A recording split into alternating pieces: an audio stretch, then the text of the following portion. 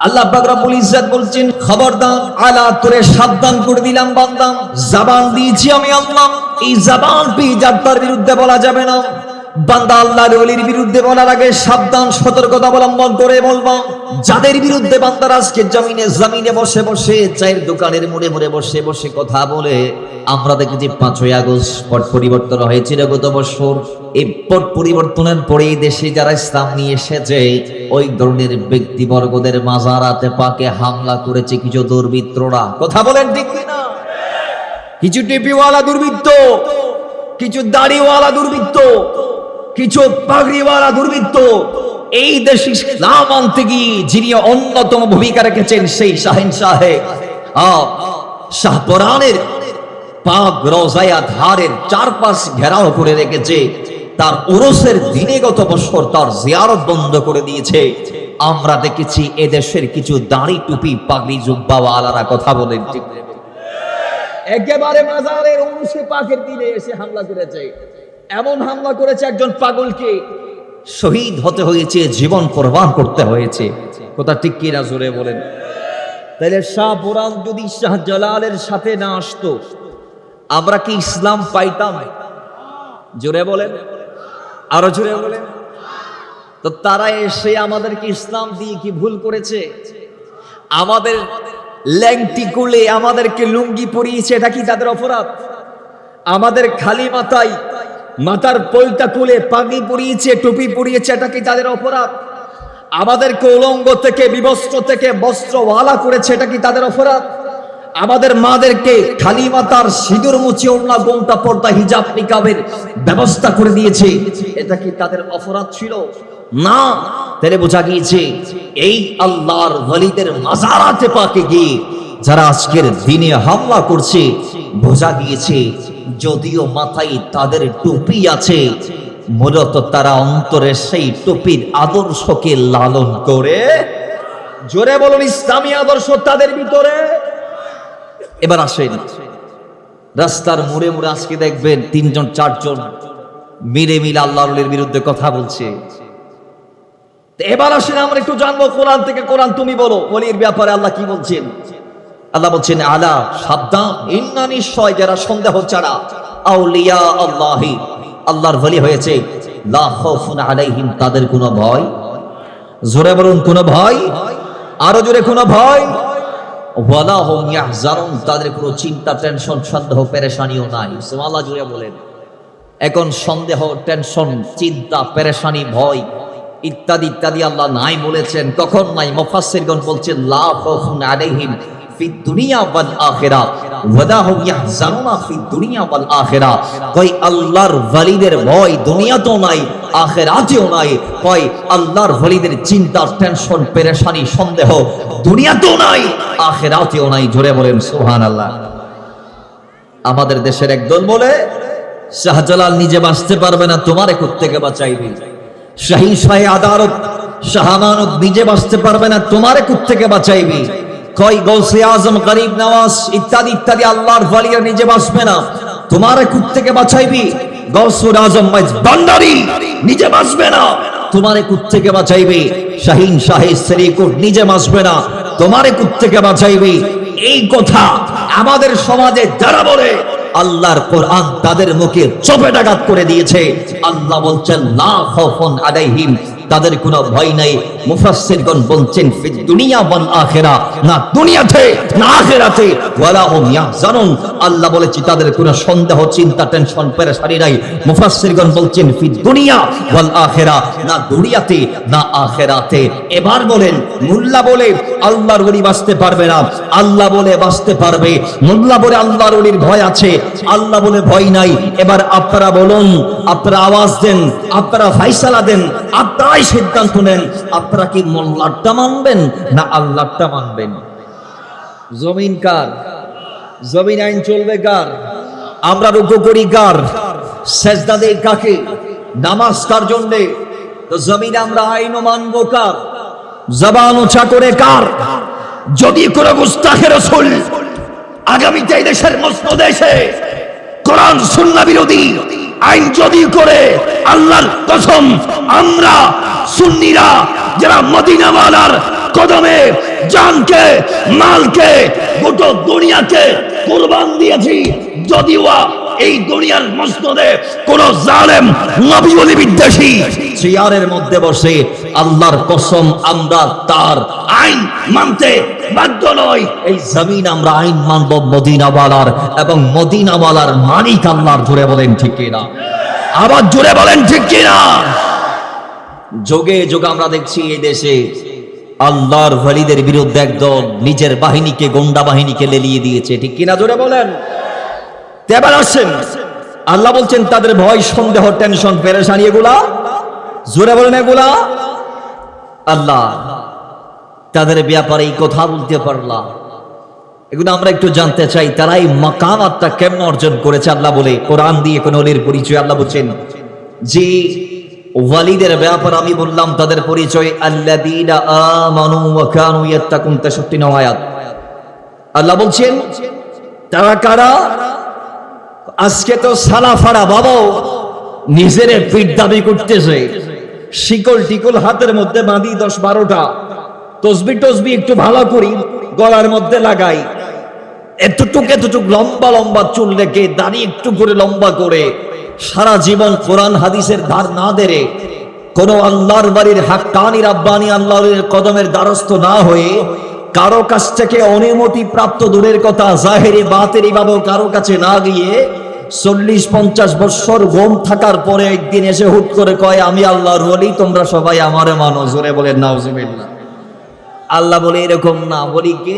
আল্লাযীনা আমানু, যারা ঈমান এনেছে, যারা, জোরে বলেন যারা।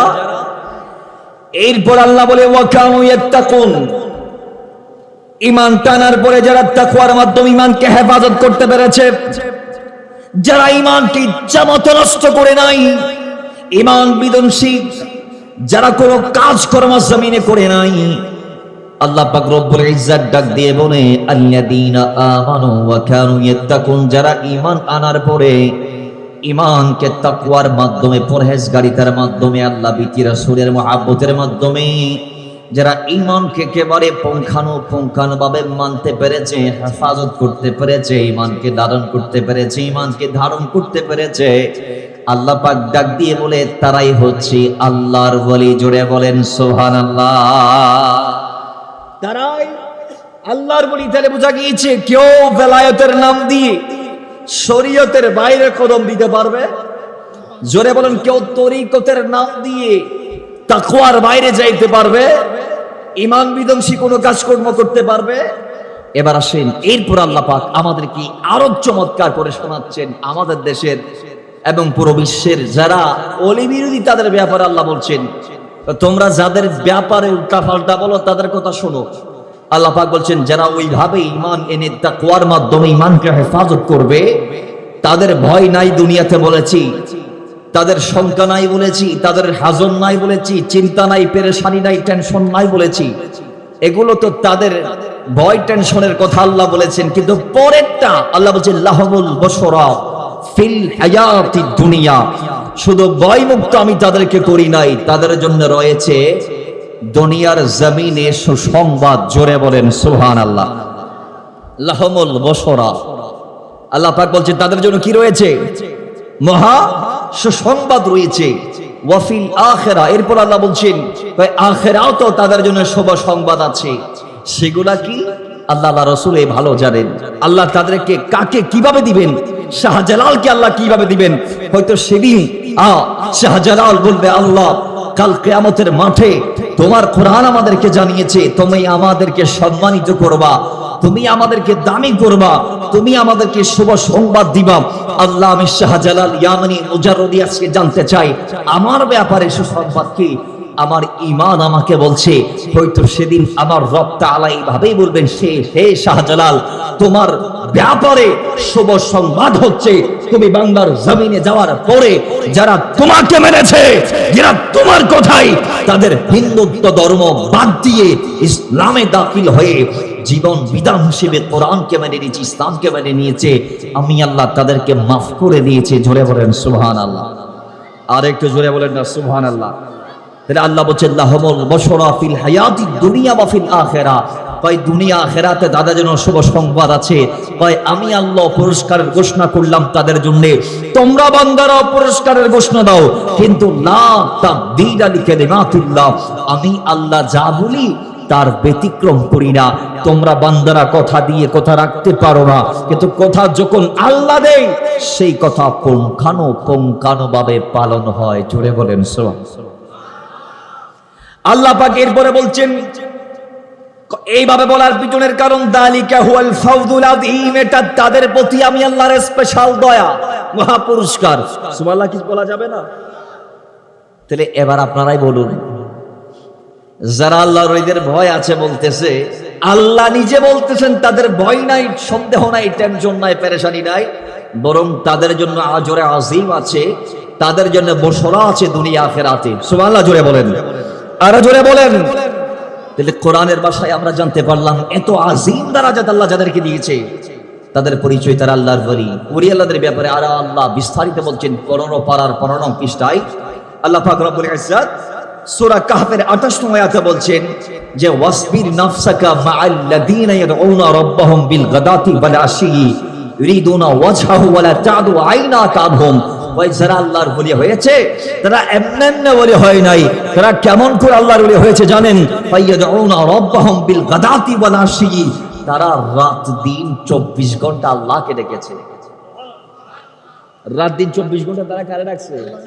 আল্লাহরে ডাকছে। আমরা প্রত্যেকটা আল্লাহর ওলির জীবন রিসার্চ করলে দেখবেন যে প্রত্যেকটা আল্লাহর ওলি আল্লাহর প্রেমে এমন ভাবে ফেদা হয়েছে, রাসূল সাল্লাল্লাহু আলাইহি ওয়াসাল্লামের প্রেমে এমন ভাবে নিজেকে কুরবান করেছে, যা বলে শেষ করা যাবে। একটু আওয়াজ দিয়ে বলি না, বলে শেষ করা যাবে। তুমি মুহাব্বতে দরুদ পড়ি, আল্লাহুম্মা সাল্লি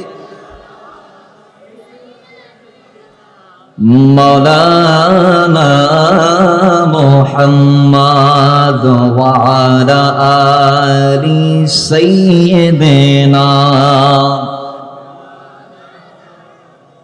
মুহাব্বতে দরুদ পাক পড়ি, আল্লাহুম্মা সাল্লি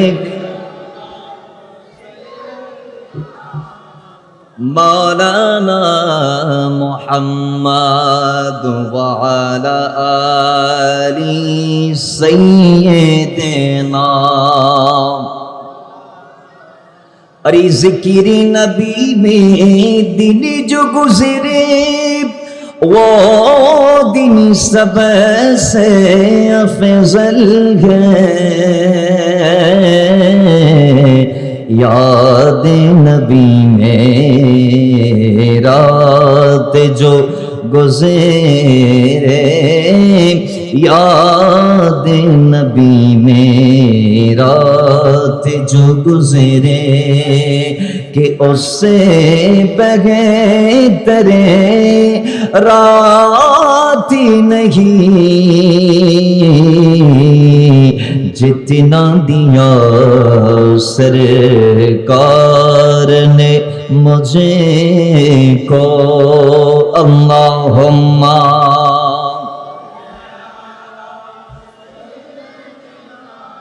मौलाना मुहम्मद व अला आली सय्यिदिना। বাবারা আমার, আল্লাহ রাব্বুল ইজ্জত ডাক দিয়ে বলে, বান্দা যারা আমার বন্ধু হয়েছে তারা এমনি এমনি হয় নাই। ইয়াদউনা রাব্বাহুম বিল গাদাতি ওয়াল আশি, রাত দিন 24 ঘন্টা আল্লাহরে ডেকেছে, আল্লাহরে ডেকেছে। আল্লাহকে ডাকতে ডাকতে বলি আল্লাহ হয়েছে। আপনি যদি গৌসে আজমের জীবনের দিকে তাকান, বাহাদাতুল আসরার শরীফ আপনাকে বর্ণনা দিয়ে দিবে যে আল্লাহর ওলি গৌসে আজম এমনি এমনি বেলায়েতের চূড়ান্ত শীর্ষ পর্যায়ে পৌঁছায় নাই। গৌসে পাক আব্দুল কাদের জিলানীর ব্যাপারে বাহাদাতুল আসরারের মধ্যে এসেছে আমার গৌসে পাক আব্দুল কাদের জিলানী গিলানী আল হাসানী ওয়াল হুসাইনী, তিনি বাগদাদের ধ্বংসস্তূপে একটানা 1 বছর নয়, 2 বছর নয়, 3 বছর নয়, 4 বছর নয়, 5 নয়, 6 নয়, 7 নয়, 8 নয়, একটানা 25 বছর আমার গৌসে পাক আব্দুল কাদের জিলানী বাগদাদের ধ্বংসস্তূপে মুজাহাদা করে করে আল্লাহকে ডেকেছে। জোরে বলেন সুবহানাল্লাহ। গৌসে পাকের পুরো জিন্দেগীর 91 বছরের সমীকরণ 470 থেকে 561, এই গোটো 90 থেকে 91 বছরের গোটো জিন্দগিটাকে এমন ভাবে ভাগ করা হয়েছে, ওই 1 থেকে 17 থেকে 18 বছর পর্যন্ত গৌসে পাক জিলানের মধ্যে ছিলেন। সেখান থেকে আমার গৌসে পাক বাগদাদে চলে আসলেন।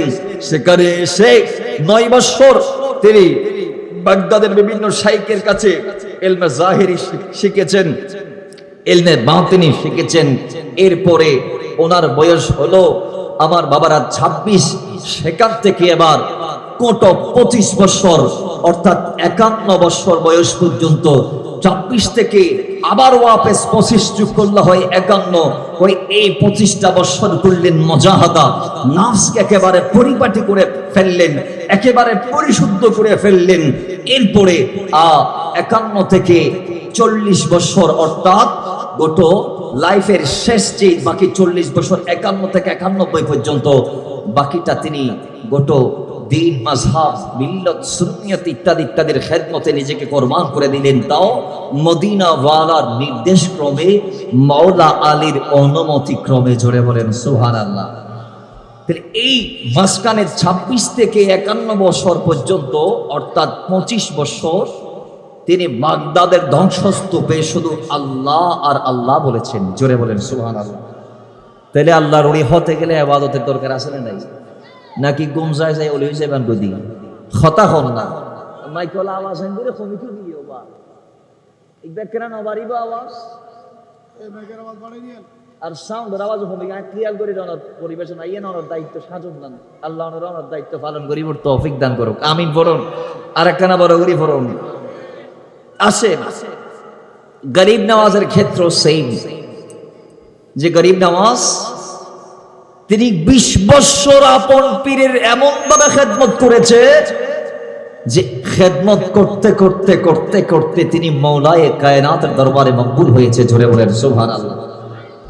তাহলে আপনি প্রত্যেকটা আল্লাহর ওলির জীবনে রিসার্চ করলে এটাই দেখবেন যে প্রত্যেকটা আল্লাহর ওলি তাদের গোটা জিন্দেগীর অনেক সময় তারা আল্লাহকে পাওয়ার জন্য কোরবান করে দিয়েছেন, বিদায় তারা আল্লাহকে পেয়েছেন। এটাই কোরআনের ভাষ্য। হাদিসে পাকে কি ভাষ্য আল্লাহর ওলিদের ব্যাপারে? বা হাদিসে পাকের মধ্যে এসেছে আল্লাহর ওলিরা এমনে এমনে ওলি হয় নাই। কেমনে ওলি হয়েছে? ইমাম বুখারী 4502 নং হাদিসে কোট করেছেন হাদিস কারা মিশকাতুল মাসাবির মধ্যে 197 নং পৃষ্ঠার মধ্যে এসেছে। হাদিসের রাবি হচ্ছে হযরত আবু হুরায়রা। তিনি বলছেন আল্লাহর ওলিরা আল্লাহকে ডাকতে ডাকতে ডাকতে ডাকতে ওয়ামা ইয়াতাকাররাবু ইলাইয়া আবদি বিশাইইন আহাব্বা ইলাইয়া মিম্মা ইফতারাতু আলাই ওয়ামা ইয়াজালু আবদি ইয়াতাকাররাবু ইলাইয়া বিন নওয়াফিল। কই যারা আল্লাহর ওলি হয়েছে তারা 24 ঘন্টা ফরজ দিয়ে সীমাবদ্ধ রাখে নাই। তারা ফরজের পরে বাকি যে টাইমগুলো আছে, বাকি যে ক্ষণগুলো আছে, বাকি যে সময়গুলো আছে, সেগুলাকে তারা ফরজের পরে নফল দিয়ে কাটিয়েছে। জোরে বলেন সুবহানাল্লাহ। ইবাদত আমরাও করি, শত ফরজিয়াত গুলো আদা করি। আমরা নফল নামাজ সচরাচর পড়তে পারি, তাহাজ্জুদ পড়তে পারি, সুন্নত নামাজ তেমন বেশি পড়তে পারি না, আমরা শুধু ফরজিয়াত আদা করি। কিন্তু যারা আল্লাহর ওলি হয়েছেন তারা ফরজের পাশাপাশি যেগুলা নফল আছে, এই একটা নফল কেউ তারা বাদ দেই নাই। নফল মানে হচ্ছে অতিরিক্ত। তারা যত পেরেছে, যে যত পারছেন, এই অতিরিক্ত আমল করে করে, অতিরিক্ত নামাজ পড়ে পড়ে, অতিরিক্ত রোজা রেখে রেখে, অতিরিক্ত তেলাওয়াত করে করে তারা তাদের জিন্দগিটাকে গোজার করে দিয়েছেন। জোরে বলেন সুবহানাল্লাহ। বাবার আমার, এটাই হাদিসে পাকের ভাষ্য।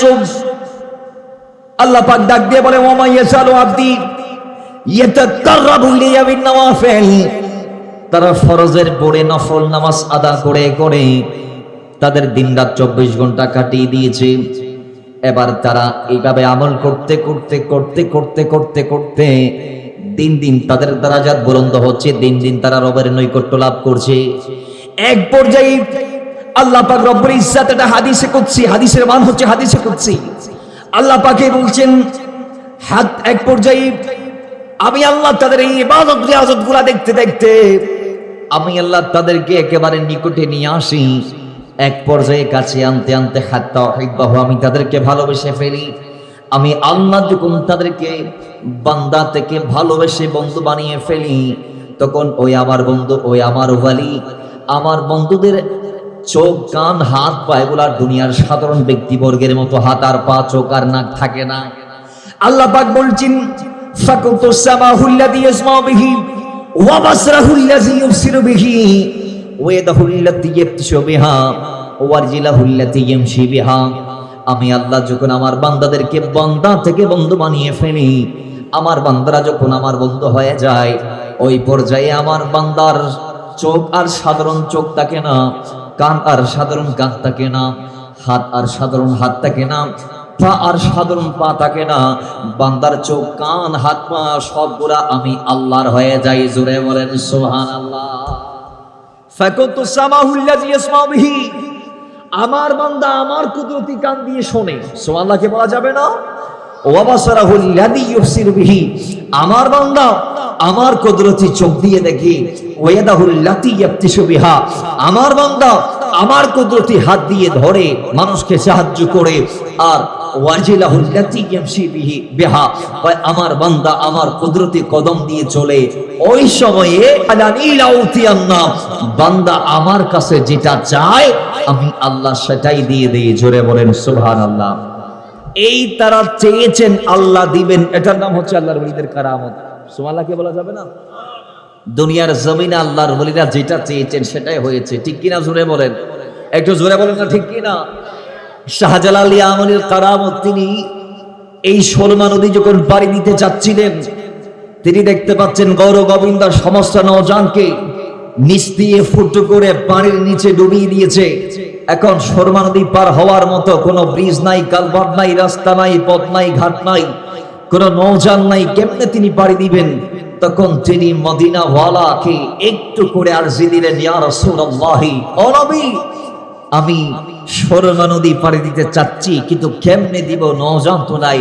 তখন মদিনা থেকে ইশারা এসেছে যে হে শাহজালাল, তোমার পিঠের থলের মধ্যে একটা হরিণের চামড়ার দুই জায়নামাজ আছে, সেটাকে পানির উপর ছেড়ে দাও, সেটা তোমাকে নৌযানের ফায়দা দিয়ে দিবে। জোরে বলেন সুবহানাল্লাহ।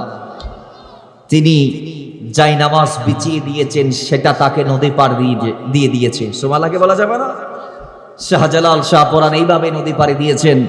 হযরতে শাহ মোহসেন আউলিয়া, চট্টগ্রামের পীর বদর, চট্টগ্রামের শাহীন শাহে আদালত শাহ আমানত থেকে শুরু করে অসংখ্য আল্লাহর ওলিদের জীবন আপনি রিসার্চ করলে দেখবেন, তারা আবার এই দেশে এসেছে ভিন্নভাবে। কোনো নৌযানে করে, কোনো সাম্পানে করে, কোনো নৌকাতে করে, কোনো স্পিড বোটে করে তারা আসেন নাই, কোনো জাহাজে করে তারা আসেন নাই। তারা এই দেশে এসেছেন পাথরের ওপর সাবার হয়ে।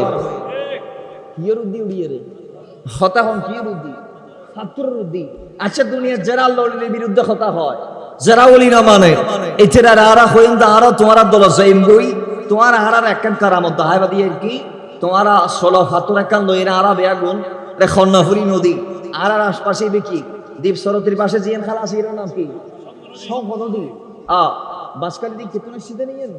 আচ্ছা, যাই হোক, তুই এই আর ভাই মুবিন সাহেব আসেন, অথচ তার দেশের নাম ধরে ফেলে। আচ্ছা, যাই হোক, তো ওই পাথর নিয়ে যারা ওলি বিরোধী, আমরা তাদেরকে নিয়ে নৌযান বাদ দিয়ে এই একটা পাথর নিয়ে আমরা যারা ওলি আল্লাহকে মানে না তাদেরকে সাথে নিয়ে নদীর দ্বারা যাব অথবা পুকুর পাড়ে যাব। আমরা বলবো তুমি শাহজালাল কি মানো না? তো না, মানি না। তুমি কি শাহীন শাহ আদালত মানো না? তারা বলবে মানি না। তুমি কি পীর বদরের এই কারামতকে মানো না? তারা বলবে মানি না। তারা যেইভাবে মানে না, আমরা বলবো ঠিক আছে, আমরাও মানবো না। তোমরা যদি আমাদেরকে তাদের মতো করে কিছু দেখাইতে পারো, আমরা তাদেরকে এমনি এমনি মানতেছি না, মানার মতো করে তারা আমাদের কাছে কিছু দেখিয়েছে, ঠিক কিনা? জুড়ে বলেন। আমরা তাদের বিরুদ্ধে যদি যাই, তাহলে তোমাদেরকেও সেরকম কিছু দেখাইতে হবে। মানুষ নেতা পাল্টায় কিনা? ছোট নেতার থেকে বড় নেতা, বড় নেতার থেকে আরো বড় নেতা, বড় নেতার থেকে আরো বড় নেতা। তো আমরা তোমাদের কথা মানবো যদি তোমরা তাদের চেয়ে একটু বেটার করে আমাদেরকে কিছু দেখাইতে পারো। তো বেটার লাগবে না, তাদের সমকক্ষ হয়ে দেখাও। একটা পাথরকে নির্দেশ করো, পাথর যদি তোমাদের কথাই পানিতে ভাসে, পাথরের উপর সওয়ার হয়ে তোমরা যদি এই সংখ্যা নদী পার হতে পারো, ওয়াল্লাহি আমরাও ওলি আল্লাহর দামান ছেড়ে তোমাদের দলে যুক্ত হব। বলুন তারা না, তাদের 14 গোষ্ঠীর কি ক্ষমতা আছে সাগরের পানির উপর পাথর বসানো? পারিব না। কিয়ামতের আগে সম্ভব না। কেয়া দুনিয়ার যত বাতিল আসিতে আর ভিতর কোন আল্লাহর ওলি নাই। তো ফাতরে খতাও নিব তো আল্লাহর ওলি রে না, দামি সমুনের খতাও নিব না, ফাতরে খতা খন না, অথচ পাথর চিনেছে আল্লাহর ওলিদেরকে। এটা আমাদের দেশের এবং গোটা বিশ্বের কিছু বাতিলরা আল্লাহর ওলিদেরকে চিনতে পারে। জোরে বলুন না পারে, এখন পারতেছে না। এটাও হাদিসে পাকা আছে। কিরকম? এটাও হাদিসে কুদসি আল্লাহ বলেছেন যে আউলিয়াই তাহতা কুবাই, যারা আমার বন্ধু তারা আমি আল্লাহর কুদরতি আভায়ার ভিতরে, চাদরের ভিতরে, লা ইয়ারিফুহুম গায়রি, আল্লাহ ছাড়া আল্লাহর বন্ধুদেরকে আর কেউ চিনতে পারে না। জোরে বলেন সুবহানাল্লাহ। কিন্তু কিছু সৌভাগ্যবান আছে, কিছু সৌভাগ্যবান আছে যারা আল্লাহর ওলিদেরকে চিনতে পারে, এবং যারা আল্লাহর ওলিদেরকে চিনতে পারে এটা তাদের বাহাদুরি নয়, এটা আল্লাহ পাকের দয়া। কিভাবে? আমি মুসলিম শরীফের একটা হাদিস দিয়ে আপনাদেরকে বোঝাচ্ছি। দেখেন, মুসলিম শরীফের মধ্যে আসছে যে আল্লাহর এই জমিনে যখন পুরো বান্দা আল্লাহর মুহিব হয়ে যায়, তখন আল্লাহ ফেরেশতাদেরকে ডাক দেয়। হাদিসে পাক এইভাবে আসছে, ক্বালা রাসূলুল্লাহ সাল্লাল্লাহু আলাইহি ওয়াসাল্লাম ইন্নাল্লাহা ইযা হাব্বা আবদান দা জিবরিল। আল্লাহ জমিনের কাউকে ভালোবাসলে, সে শাহজালাল হোক, সে শাহপুরান হোক, সে শাহ মাখদুম হোক, সে হযরতে খান জাহান আলী হোক, সে হযরতে পীর বদর হোক, মোল্লা মিসকিন হোক, সে হযরতে শাহিন শাহে আদালত শাহ আমান হোক, শাহ মোহসেন হোক, যাকে আল্লাহ ভালোবাসে আল্লাহ জিবরাইলকে ডাক দিয়ে বলে, এই জিবরাইল ফাকালা ইন্নী ইউহিব্বু ফুলানান ফাহিব্বহু, ক্বালা ফায়ুহিব্বুহু জিবরাইল, কয় আমি আল্লাহ অমুককে ভালোবাসি, জিবরাইল তুমিও ভালোবাসো। তখন জিবরাইলও ভালোবাসে ওই বান্দাকে। এরপর জিবরাইল যখন ভালোবাসে তখন ফায়ুহিব্বুহু জিবরাইল সুম্মা ইউনাদি ফিস সামা, তখন জিবরাইল আসমানে গিয়ে আসমানবাসী তথা ফেরেশতাদেরকে ডাক দেয়। তো তাদেরকে ডাক দিয়ে বলে ফায়াকুল ইন্নাল্লাহা ইউহিব্বু ফুলানান ফায়ুহিব্বুহু আহলুস সামাই ক্বাল সুম্মা ইউদাউলাহুল কাবুলা ফিল আরদ। তো ওই আল্লাহ পাক রব্বুল ইজ্জত ডাক দিয়ে বলছেন জিবরাইলকে যে অমুকরা আমি ভালোবাসি, জিবরাইল তুমিও ভালোবাসো। এখন জিবরাইল ভালোবাসে, আহলুস সামাদেরকে ডাক দিয়ে কয় অমুকরা আল্লাহ ভালোবাসে, তোমাদের লিডার জিবরাইল ভালোবাসে, তোমরাও ভালোবাসো। জোরে বলেন সুবহানাল্লাহ। তখন সমস্ত ফেরেশতারা ওই আল্লাহর ওলিকে ভালোবাসা শুরু করে দেয়। তো ফেরেশতারা যখন ভালোবাসে তখন এবার ফেরেশতারা জমিনে আসে, আসার পরে কিছু বান্দা বাছাই করে, কিছু কি বাছাই করে? বান্দা বলেন না, কিছু বান্দা বাছাই করে, তাদেরকে ধরে তাদের অন্তরে একেবারে ওই আল্লাহর ওলির মহাব্বতটা প্রবেশ করিয়ে দিবে। আচ্ছা বলুন, গৌসে পাকের বাড়ি বাগদাদে, জন্ম গিলানে, ইন্তেকাল বাগদাদে, আজও ইন্তেকালের প্রায় 900 বছরের কাছাকাছি সময় চলমান, গৌসে পাক এখনো আমাদের অন্তরে আসেন নাই। জোরে বলেন। অথচ আমরা আমাদের চেহারা দিয়ে হুজুর গৌসে পাককে দেখি, তার সোহবত আমরা পাই, তার খেদমত আমরা দেখি, কিন্তু আমরা গৌসে পাককে ভালোবাসি। এখান থেকে 1000 মাইল দূরে তার বাড়ি, 1000 বছর আগে তার ইন্তেকাল, 1000 বছর আগে দুনিয়াতে এসেছে, কিন্তু আমরা গৌসে পাককে ভালোবাসি কেন?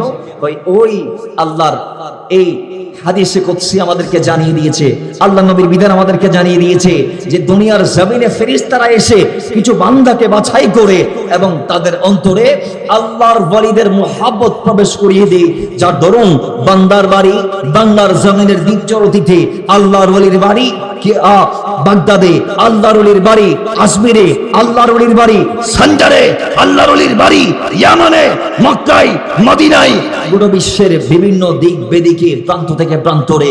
কিন্তু আমরা এখান থেকে তাদেরকে ভালোবাসার পিছনের কারণ হচ্ছে আল্লাহ আমাদের সিনাকে ফেরেশতাদের মাধ্যমে নির্ধারণ করে রেখেছেন যে আমাদের সিনাই তাদের ভালোবাসা থাকবে, যদিও তাদের থেকে আমাদের দূরত্ব অনেক দূর, যদিও বয়সের দূরত্ব অনেক দূর, যদিও বাসস্থানের দূরত্ব অনেক দূর, যদিও অনেক দূরেই তাদের লোকেশন আমাদের থেকে, কিন্তু আল্লাহ ফেরেশতাদের মাধ্যমে আমাদেরকে বরাদ্দ করেছেন তাদের কদম ধরে থাকাটা। জোরে বলেন সুবহানাল্লাহ।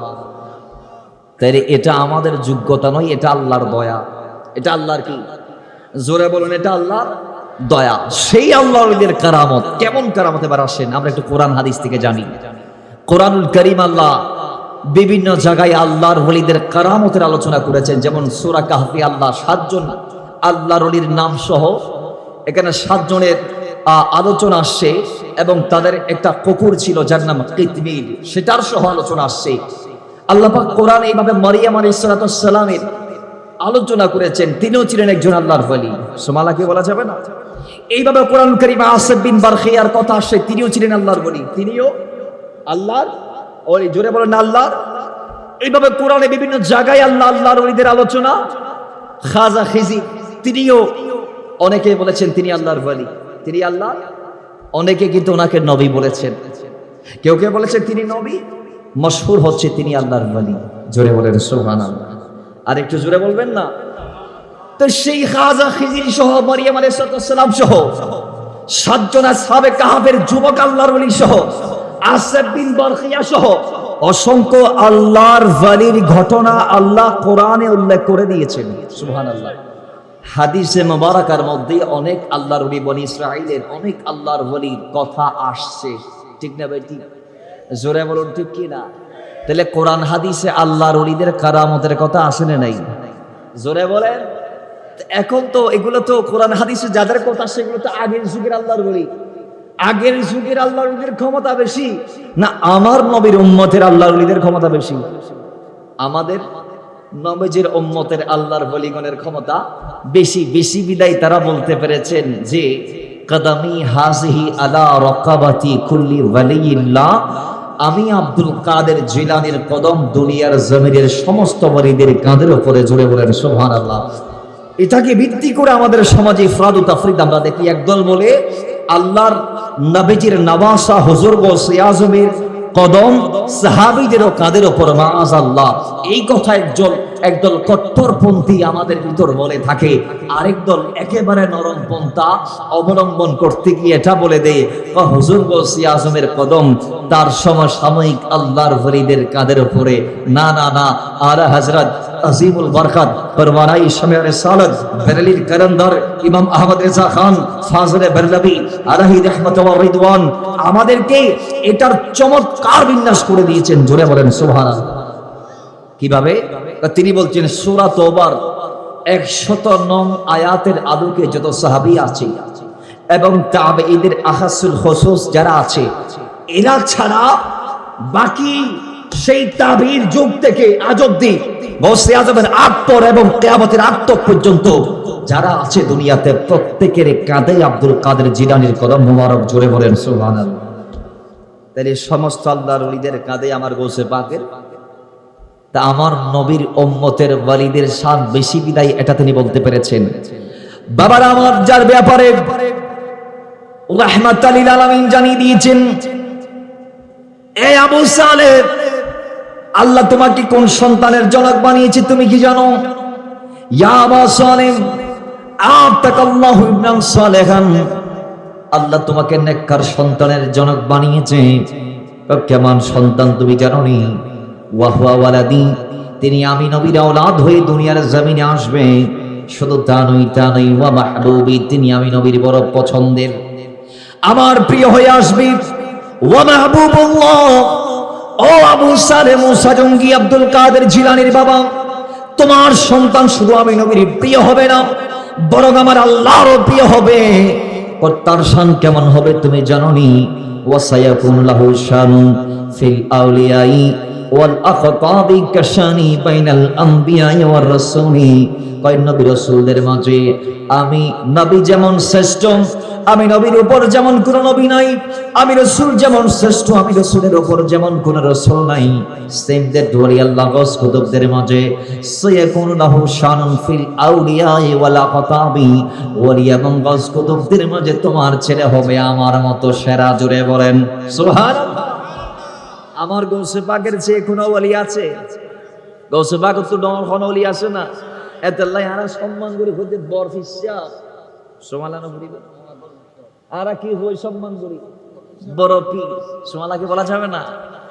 কেমন আল্লাহর ওলি ছিলেন, কেমন কারামত, কয় যিনি মাতৃগর্ভে কারামত দেখাইলেন, মায়ের গর্ভ থেকে আসার দিনও কারামত দেখাইলেন, দুনিয়ার জমিনবাসীদেরকে সন্দেহ দূর করে দিলেন, দুনিয়ার জমিনে আসার পরও কারামত দেখাচ্ছেন। একার পরিক 10 বছর বয়সে গৌসে পাক বলে আমি যখন বাগদাদের গিলান প্রদেশের মক্তবের দিকে যখন আমি যাত্রা করেছিলাম, আমি দেখতে পাচ্ছি আমি মাদ্রাসায় যাওয়ার আগে আগে আমার সামনে পিছনে ডানা বামে ফেরেশতারা আমাকে বেষ্টনী দিয়ে ঘেরাও করে মাদ্রাসায় নিয়ে যাচ্ছে। আমি আব্দুল কাদের আমার চোখ দিয়ে দেখছি। শুধু জানোই, আমাকে যখন ফেরেশতারা ক্লাসরুমের মধ্যে প্রবেশ করিয়েছে, ফেরেশতারা দেখতে পাচ্ছেন কিছু আমার সহপাঠী ওই ক্লাসরুমের বেঞ্চের মধ্যে বসে আছেন। এই দৃশ্য দেখার পরে ফেরেশতাদের একজন বলে, হে মাদ্রাসার ছাত্ররা, তোমরা এখনো বসে আছো, তোমরা কি দেখতে পাচ্ছ না গৌসে পাক আল্লাহর ওলি আব্দুল কাদের জিলানী তোমাদের ক্লাসরুমে প্রবেশ করেছে? তোমরা আল্লাহর ওলির সম্মানার্থে বসা থেকে উঠে দাঁড়িয়ে যাও, কিয়াম করো। জোরে বলেন সুবহানাল্লাহ। কেমন আব্দুল কাদের জিলানী 17 বছর বয়সী মাঠের মধ্যে গেলেন গরুকে ঘাস খাওয়ার দেওয়ার জন্য। হঠাৎ করে ওই মাঝপথে গরু দাঁড়িয়ে গেলেন, 2 হাতকে প্রসারিত করে উঁচা করে তিনি বললেন, ইয়া আব্দুল কাদের জিলানী, ইয়া আব্দুল কাদের, মা লিহাদা খুলিকতা ওয়ালা বিহাযা উমিরতা। ওগো আল্লাহর ওলি আব্দুল কাদের জিলানী, আল্লাহ আপনাকে এই কাজের জন্য বানাই নাই, এই কাজের নির্দেশও দেই নাই। আপনি কেন আপনার মূল্যবান সময়টাকে আমার পেছনে কোরবান করছেন? ও আব্দুল কাদের জিলানী, কেন আপনি আপনার মূল্যবান টাইমগুলো আমার পিছনে ব্যয় করছেন? আপনাকে তো আল্লাহ এই কাজের জন্য বানাই নাই, এই কাজের নির্দেশ আপনাকে আল্লাহ দেয় নাই। সুতরাং আপনি আপনার জন্য যেটা মঞ্জিল আল্লাহ রেখেছেন সেটা অর্জন করুন। আপনাকে এই কাজ মানায় না, এই কাজের নির্দেশও আপনাকে দেয়া হয় নাই, এই কাজ আপনার দ্বারা হবেও না। জোরে বলেন সুবহানাল্লাহ। আপনার প্রত্যেকটা সেকেন্ড আল্লাহ চাই, তো আপনি কেন আপনার মূল্যবান সেকেন্ডগুলো আমাকে দিচ্ছেন? আপনাকে তো এই কাজে মানায় না। যান। এই কথা শুনে আমার গৌসে পাক ঘরের ছাদ উঠলেন। সেখান থেকে দৃষ্টি এমন প্রসারিত হয়েছে, সেখান থেকে আরাফার মাঠের হাজীদের দৃশ্য তিনি অবলোকন করে করে একেবারে ভয় সংকুচিত হয়ে আবার দৌড় মেরে মার কদমে গেলেন। মা, গরু আমার সাথে কথা বলেছে। মা, আমি ছাদে উঠে আরাফার হাজীদের দেখেছি, এখন আমি কি করব? মা, গরু তো বলেছে আমার দ্বারা এগুলো হবে না, আমাকে নাকি এগুলোর জন্য বানাই নাই, আল্লাহ নাকি এই কাজের নির্দেশও আমাকে দেই নাই, এখন আমি কি করতে পারি? মা ডাক দিয়ে বলে, সন্তান, হ্যাঁ, তোর আব্বা জান মাতৃগর্ভে থাকাকালীন মানত করেছিল তোকে রাহে হাতের ওপর কোরবান করে দিবে, তোকে দিন ইসলামের সংস্কারক বানাবে, তোকে আল্লাহর এই দ্বীন মাযহাব মিল্লাত সুন্নিয়তের খাদেম বানাবে। তোর আব্বাও চেয়েছিল। এই মর্মে তিনি আমার কাছে কিছু গচ্ছিত আমানত দিয়েছিল, আমার কাছে 80টা স্বর্ণের মুদ্রা দিয়ে গিয়েছিল। তোমার বাবা বলেছে যেদিন তোমার বয়স প্রাপ্তবয়স্ক হবে, তোমার বয়সটা যখন একেবারে পূর্ণাঙ্গ হবে, তুমি যখন যুবক হবা, তখন তোমার বাবা বলেছিল তোমার হক তোমাকে দিয়ে দিতে। আজকে তোমার বাবা তো নাই, আমার কাছে তোমার হকগুলা গচ্ছিত আছে, নাও। তোমার ভাইয়ের জন্য 40টা স্বর্ণ মুদ্রা রাখলাম, বাকি 40টা তোমাকে বুঝিয়ে দিলাম। জোরে বলেন সুবহানাল্লাহ। সেটাই আল্লাহর ওলি গৌসে পাক। সুবহানাল্লাহকে বলা যাবে না? এমনি এমনি ওলি হয় নাই, অনেক সাধনা করে ওলি হয়েছে। কিন্তু মাথায় রাখবেন, দুনিয়ার জমিনে কারামত অনেকে দেখাইতে পারে, কারামত অনেকে দেখাইতে পারে। যেমন হযরতে রাবিয়া বসরি আর হাসান বসরি, এদের অনেক কথা কাটাকাটি কথোপকথনের ওয়াকিয়াগুলো আমরা জানতে পারি। আমরা রাবিয়া বসরির একটা কথাকে স্মরণ করতে পারি যে তিনি বলেছেন, দুনিয়ার জমিনে কেউ যদি পানির উপর হাঁটে, এটার নাম কারামত, ঠিক আছে। কেউ যদি শূন্যে ভাসে, এটার নাম কারামত, ঠিক আছে। কেউ যদি একেবারে আগুনে পুড়ে না যায়, এটার নাম কারামত, ঠিক আছে। কিন্তু সবচেয়ে বড় কারামত কি জানেন? ওর নিজের নফসকে নিয়ন্ত্রণে রাখা। সুবহানাল্লাহ জুড়ে বলেন। তার মানে যিনি নফসকে নিজের নিয়ন্ত্রণে রাখতে পেরেছে, যিনি নফসের তাবেদারি করে না, নফসের এই ডিরেকশন যে মেনে চলে না, যাকে নফস খারাপ কাজের ডিরেকশন দিয়ে তার দিকে নিয়ে যাইতে পারে না, ও যিনি নফসের কথা না শুনে নফসকে নিজের নিয়ন্ত্রণে রাখতে পেরেছে, ওই বান্দাই হচ্ছে আসল কারামতদার। জোরে বলেন সুবহানাল্লাহ। আর একটু জোরে বলা যাবে না সুবহানাল্লাহ? এই নফসের ব্যাপারে আমরা কিছু কথা আপনাদেরকে শোনাচ্ছি। দেখেন, আল্লাহর ওলি মালিক দিনারের জীবনী থেকে কারামত সেগুলা তো আছে, কিন্তু আসল কারামতদারকে কয় যিনি নফসকে নিয়ন্ত্রণে রাখতে পেরেছে। আল্লাহর ওলিরা এই নফসকে নিয়ন্ত্রণে রেখে তারপর দামি হয়েছেন। মাথায় রাখবেন, ওলি হতে হলে নফসের তাবেদার হওয়া যাবে না।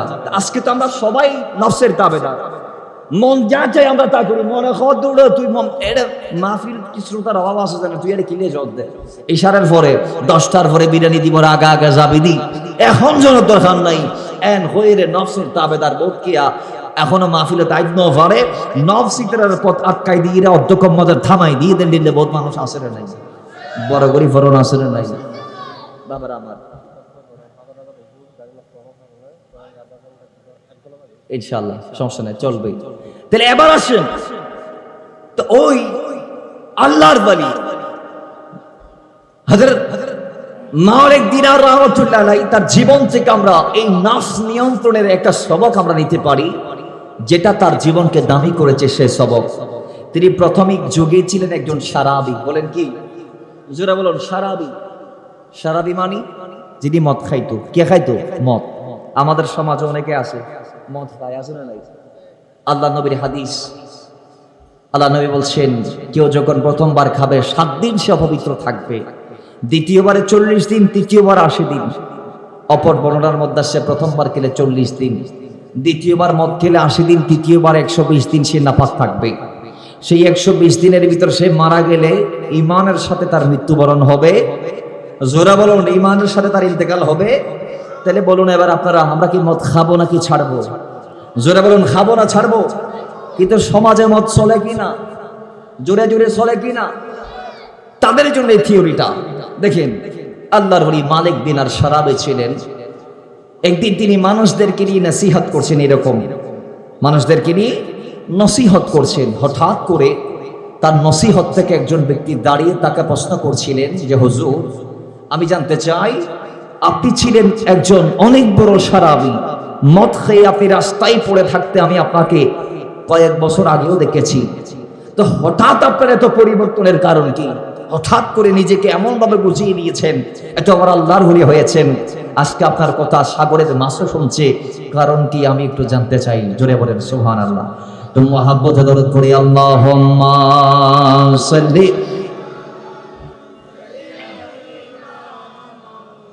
মাওলানা মুহাম্মাদ ওয়া আলা আলি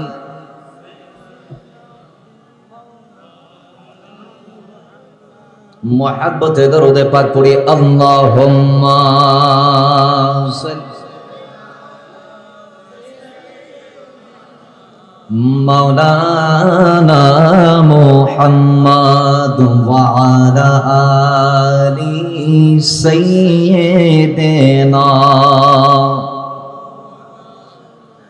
আয়ে নসীমে কোই মুহাম্মদ, আয়ে নসীমে কোই মুহাম্মদ সাল্লাল্লাহু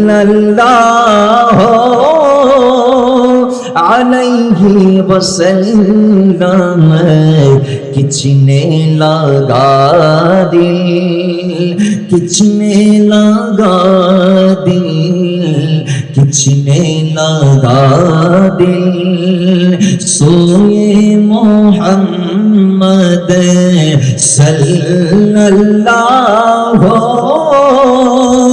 अलैहि वसल्लम। अरे आए नसीमे कोई मोहम्मद सल्लल्लाहु अलैहि वसल्लम आए नसीब में कोई मोहम्मद सल्लल्लाहु अलैहि वसल्लम किचने लगा दिल सोए मोहम्मद सल्लल्लाहु अलैहि वसल्लम आए नसीब में। এবার আসেন তো ওই সারাবি বলছেন হুজুর যে এই যে কয়েকটা বছরের ভিতর এমন ভাবে কামব্যাক করা, এত বড় মাকানে পৌঁছা, এটা কেমনে সম্ভব হয়েছে আমি একটু জানতে চাই। তখন তিনি যে উত্তর দিয়েছেন গোটা পৃথিবীকে চমকিয়ে দেওয়ার মতো, জোরে বলেন সুবহানাল্লাহ। বাবারা আমার, আল্লাহর ওলি মালিক দিনার বলে আমি শরাবি ছিলাম, ঠিক আছে, একদিনের ছোট্ট একটি ঘটনা আমার জীবনটাকে পরিবর্তন করে দিয়েছে। আজ থেকে কয়েক বছর আগে আমি মুসলমান, আমাদের ধর্মের বিরাট বিরাট কতগুলা দামি দামি রাত আছে, বড় একটি রাতে আমি মদ নিলাম এক বোতলটা নিয়ে বাড়িতে প্রবেশ করলাম। গোটা বিশ্বের সমস্ত মসজিদ গুলাতে সেই সময় আল্লাহর গোলামি করছে মানুষেরা, জিকির আজকার করছে, সালাত আদা করছে, তাহাজ্জুদ গুজার হচ্ছে মানুষ।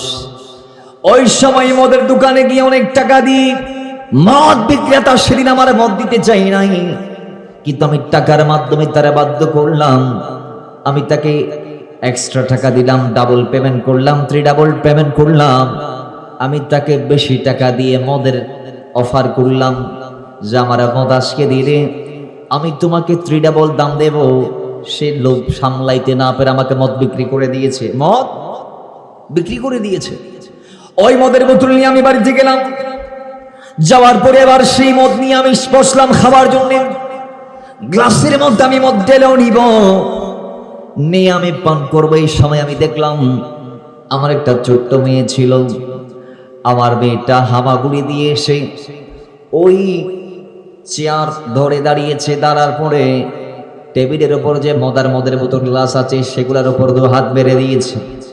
ছোট্ট বাচ্চা সেখানে যখন হাত দিয়ে ধরতে চেষ্টা করেছে, বাচ্চার হাতের সাথে লেগে গ্লাস সহ মদের বোতলটা নিচে পড়ে ভেঙে গেল। সেই রাতে আমি আর মদ আর খাইতে পারি নাই, জোরে বলেন নাউজুবিল্লাহ। সেই রাতে মদের খাওয়া হয়নি। কয়েক বছর গেল, এক বছর পর আমি সে আবার একই রাত আবার গেলাম, আমি আবার মদের বোতল নিলাম। যেই মদ আমি প্রত্যহ সেবন করতাম সেই মদ নিয়ে বাড়িতে হাজির। আমার স্ত্রী পাশের রুমে, তিনি সালাত আদা করছে। মদ আমি গ্লাসের মধ্যে ডালবো, ডালার আগে আগে একটা দৃশ্য আমাকে ভাবাচ্ছে। তখন আমার বুকটা ফেটে যাচ্ছিল, এরকম অবস্থা। কি আমি দেখেছি সেদিন আমার মনে হয় 4 থেকে 1 বছর আগে এই রাতে আমার একটা ঘরের মধ্যে কন্যা সন্তান ছিল। আমি মদ খাওয়ার জন্য যখন ঢালার চেষ্টা করছিলাম, সেই সময় আমার সন্তানের যে সব শেষ করে দিয়েছিল। আজকে 3 মাস হয়ে গেল আমার সন্তান আমার থেকে জুদা হয়ে পরপারে চলে গেছে। আমার মা সুন্নাহ বজাতক আমার ঘরের মধ্যে নাই। আমার কন্যার সেই দৃশ্যটা আমার চোখের সামনে যখন এসেছে, মদ আমি আর খাইতে পারি নাই। কাঁদতে কাঁদতে কাঁদতে কাঁদতে আমি আমার রুমে প্রবেশ করলাম। রাতের বেলা ঘুমাইলাম, ঘুমে আমি স্বপ্নে দেখতে পাচ্ছি বিরাট একটি সাপ আমাকে মরুর মাঝখানে তাড়া করছে। আমাকে ছোবল মারার জন্য বড় সাপ যখন তাড়া করছে, আমি দৌড়াচ্ছি, হাঁপাচ্ছি আর দৌড়াচ্ছি।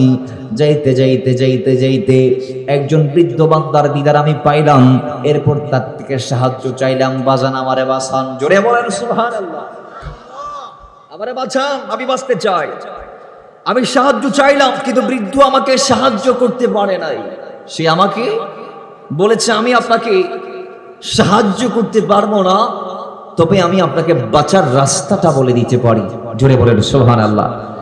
আমি আপনাকে বাঁচাইতে পারবো না, সাপের সাথে মোকাবেলা করার সেই কওয়াত আমার ভিতর নাই। আমি শাইখে জানি অতিশয় বৃদ্ধ, কিন্তু আমি আপনাকে বাঁচার রাস্তাটা বলে দিতে পারি। বলুন না, আপনি পাহাড়ে উঠেন, উঠে ডান দিক দিয়ে চলে যান। এবার সেই হযরতে মালিক দিনার পাহাড়ে উঠলেন, উঠে ডান দিকে গেলেন, গিয়ে তিনি একটি বাগান দেখলেন। সেই বাগানের দরজায় তিনি যখন পৌঁছালেন, বাগানের মালিক যিনি আছেন, সেই বাগানের পাহারাদার দারোয়ান তাকে প্রবেশ করতে দিচ্ছেন না, শর্ত জুড়ে দিলেন, বাগানের ভিতর কিছু শিশু আছে, তাদের মধ্যে কেউ যদি আপনাকে চিনে থাকে তাহলে আপনি বাগানে আসতে পারবেন। জোরে বলেন সুবহানাল্লাহ। বাবারা আমার, মালিক দিনার সেদিন বলে, আমি বাগানের ভিতর তাকাইলাম, আমি দেখছি অসংখ্য ছোট বাচ্চারা খেলাধুলা করছে। ভালোভাবে যখন আমি তাকাইলাম, আমি আমার সন্তানকে সেখানের ভিতর দেখতে পাইলাম। আমি আমার সন্তানের নাম ধরে ডাক দিলাম। আমার মেয়ে আমার ডাক শুনে আমার পাশে এসে এক হাত দিয়ে আমাকে সেভ করে নিয়েছে, আর এক হাত দিয়ে সেই সাপকে আঘাত করেছে। তার আঘাত পেয়ে সাপ চলে গেল, আমি সেভ হলাম। আমি জিজ্ঞেস করলাম, মা তুই আমারে বলে দে, তুই এই যোগ্যতা কেমন অর্জন করলি? তোর কি এমন পাওয়ার আছে? আমি তোর বাবা, আমার বয়স এত বেশি, তোর চেয়ে অসংখ্য বছর আগে আমি দুনিয়াতে এসেছি, কিন্তু আমি সাপের সাথে পারি নাই। তুই তোর ছোট্ট ছোট্ট কোমল হাত দিয়ে সাপকে আঘাত করলি, সাপ চলে গেল। কি এমন জিনিস তোর ভিতর আছে আমি জানতে চাই। মেয়ে এক বাক্যে বলে, আব্বাজান আমি জান্নাতি রমণী, আমি জান্নাতি মহিলা, আর এটা হচ্ছে জাহান্নামের গির। ওই সাপ আমার সাথে পারবে না, আমার মারার দরকার নাই, আমি ইশারা করলে সে চলে যাইতে বাধ্য হবে। জোরে বলেন সুবহানাল্লাহ। আত্মারণ হইতো না, ইশারা করলি বেশাই বই বাবা হদ ইন কেন অর্জন হয়ে দে, এত ছোট্ট অবস্থায় তুই চলে গিয়ে সারে ফেলাই, কিন্তু আজ ঈদে তুই বিরাট সাফল্যের মোকাবেলা করি, আজ তোর বাপরে তুই বাসো, তুই আইন ফারির, তুই ফারিন কেন? আব্বাজান একটা নসিহা আপনাকে করবো, কি আপনি এই পুরো দৃশ্যটা যেটা দেখলেন সেটা আপনার স্বপ্ন ছিল, এখনো আপনি স্বপ্নে আছেন। এই স্বপ্নে চাইলে আপনি আপনাকে নিজেকে শুদ্ধ করে নিতে পারেন, পরিপাটি করে নিতে পারেন, পরিশুদ্ধ করতে পারেন। আপনি যদি একটা জিনিস করতে পারেন, আপনি শুধুমাত্র তাসকিয়ে নফস যদি করতে পারেন, আপনার নফসকে যদি আপনি পরিশুদ্ধ করতে পারেন, আপনি যদি আপনার রোগকে শক্তিশালী করতে পারেন, তাহলে বাবা এগুলো আপনার জন্য কোনো ব্যাপার না। আরে বাবা শুনুন, যেই আপনাকে বড় সাপ হয়ে তাড়া করছে, জাহান্নামের দিকে নিয়ে যাচ্ছে, সেটা আপনার নফস, যেটাকে আপনি বারংবার খাবার দিচ্ছেন। শনিবার আপনি আপনার নফসকে খাবার দিলেন, রবিবার আপনি আপনার নফসকে খাবার দিলেন, সোমবার আপনি আপনার নফসকে খাবার দিলেন। আপনার নফস আপনাকে বলছে, এই মালিক দিনার অন্যায় কর, এই মালিক দিনার রোজা বাদ দে, এই মালিক দিনার নামাজ বাদ দে, এই মালিক দিনার মদ খা, এই মালিক দিনার হালাল পন্থায় চলার দরকার নাই, এই মালিক দিনার হারাম পন্থায় পথ পাড়ি দে, এই মালিক দিনার মার খেদমতের দরকার নাই, এই মালিক দিনার স্ত্রীর খেদমতের দরকার নাই, এই মালিক দিনার সন্তানের খেদমতের দরকার নাই, এই মালিক দিনার প্রতিবেশীর উপর জুলুম কর। ওই এই যে কোন ধারণা, সবগুলা মন থেকে, সবগুলা মন থেকে, সবগুলা মন থেকে আপনি আপনার মনের কোন ধারণা আপনাকে যখন মন দিচ্ছে, তখন আপনি সেই কোন ধারণাকে মেনে নিয়ে মন যেটা চাচ্ছে আপনি সেটা করছেন। মন চেয়েছে নামাজ না পড়তে, আপনি নামাজকে বাদ দিয়েছেন। মন চেয়েছে রোজা না আদায় করতে, আপনি রোজাকে বাদ দিয়েছেন। মন চেয়েছে মদ খাইতে, আপনি মদ খাচ্ছেন। জোরে বলেন নাউজুবিল্লাহ।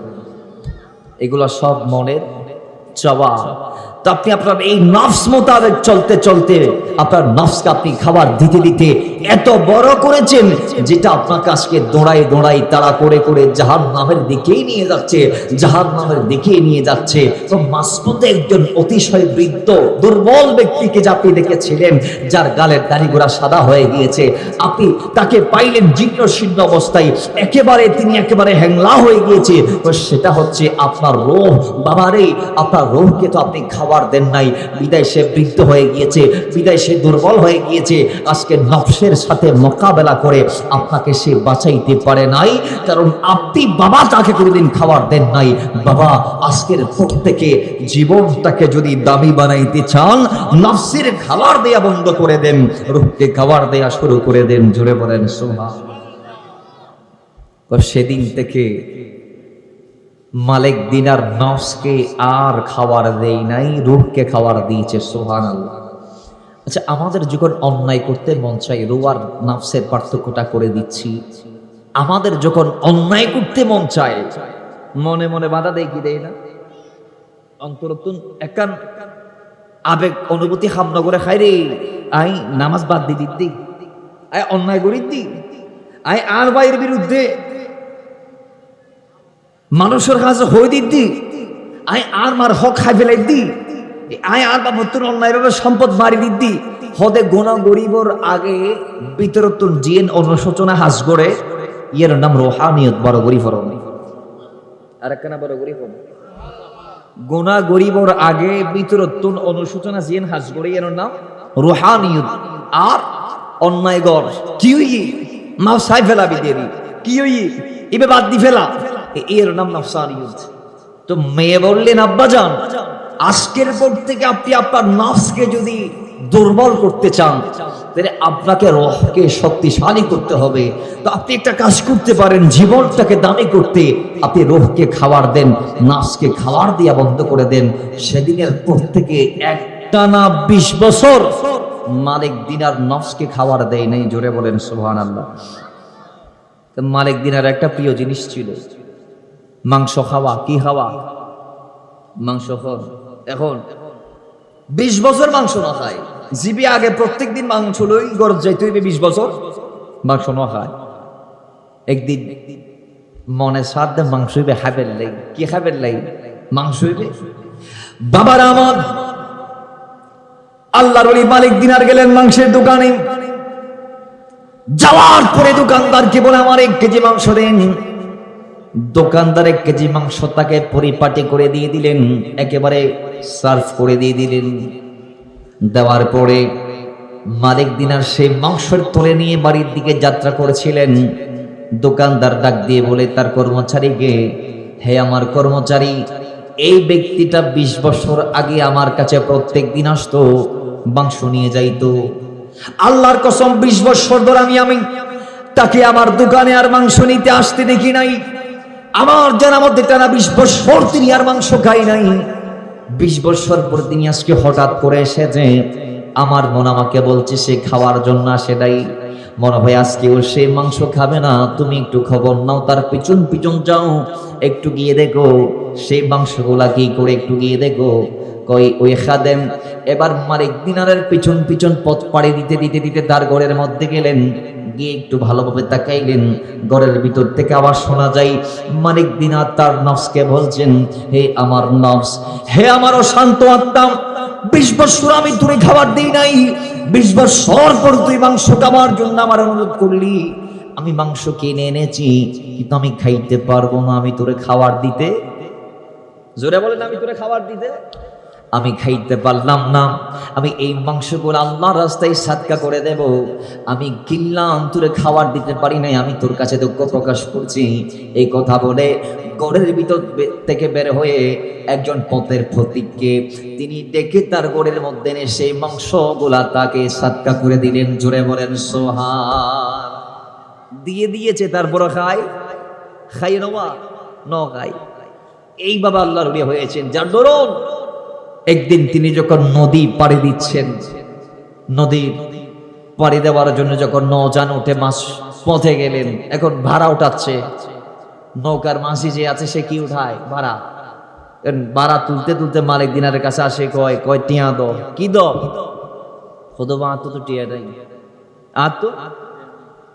তখন আমাদের সমাজ আমরা দেখি অনেক ড্রাইভার আছে দুষ্ট প্রকৃতির, ঠিক না? অনেক বাস ড্রাইভার আছে দুষ্ট প্রকৃতির, অনেক নৌযানের মাঝি আছে দুষ্ট প্রকৃতির। তারা মানুষদেরকে সম্মান করতে পারে না। আপনি দেখবেন প্রায় বাসের হেল্পারের গালের ভাষা খারাপ, ঠিক কিনা জোরে বলেন? কিন্তু সবাই না। ওই নৌকার মাঝি মালিক দিনারকে বলতেছেন, কিন্তু কি আল্লাহ মস্কারি শুরু করছিস না? টিয়া দিতে ওর টিয়া দিবি না, তুই টিয়া নতালে বরুদ কুট্টুস। এখানে অনেক কথা কাটাকাটির পর মালিক দিনার বলে, আমি কেন তোমার সাথে অন্যায় করবো, মস্করা করবো? আমার নাই বলছি, টাকা থাকলে আমি দিয়ে দিতাম। জোরে বলেন সুবহান। তিনি তারপরে মালিক দিনারের গায়ে হাত তুললেন, 1 বার 2 বার 3 বার। কথা বলেন কয়বার? একটু আওয়াজ দিয়ে বলেন কয়বার? তখন মালিক দিনার যখন হাত তুলে দিয়েছে, আল্লাহর কসম সাগরের ভিতর থেকে মাছারিগুলা তাদের গালের মধ্যে একটা একটা করে দিনার নিয়ে তারা পানির ওপর উঠে গিয়েছে এবং মালিক দিনারকে বলছে, হে মালিক দিনার, জালেম তোমাকে চিনতে পারে নাই, আমরা তোমাকে চিনি। আল্লাহ আমাদেরকে পাঠিয়েছেন বিপদে তোমার পাশে থাকার জন্য। এটা আল্লাহ পাকের ফরমান। কোরআনুল কারীমে আল্লাহ পাক রব্বুল ইজ্জত সূরা হামিম সিজদা 30 নং আয়াতে বলছেন, ইন্নাল্লাযীনা ক্বালু রাব্বুনা আল্লাহ, যারা আল্লাহর জমিনে ঈমান আনার পরে ঈমানের উপর ইস্তেকামত থাকতে পারবে, ঈমানকে হেফাজত করতে পারবে, আল্লাহ পাক বলছেন তাতানাজ্জালু আলাইহিমুল মালায়েকা, বিপদে আল্লাহ আসমান থেকে তাদেরকে ফেরেশতা পাঠিয়ে সাহায্য করবে। জোরে বলেন সুবহানাল্লাহ।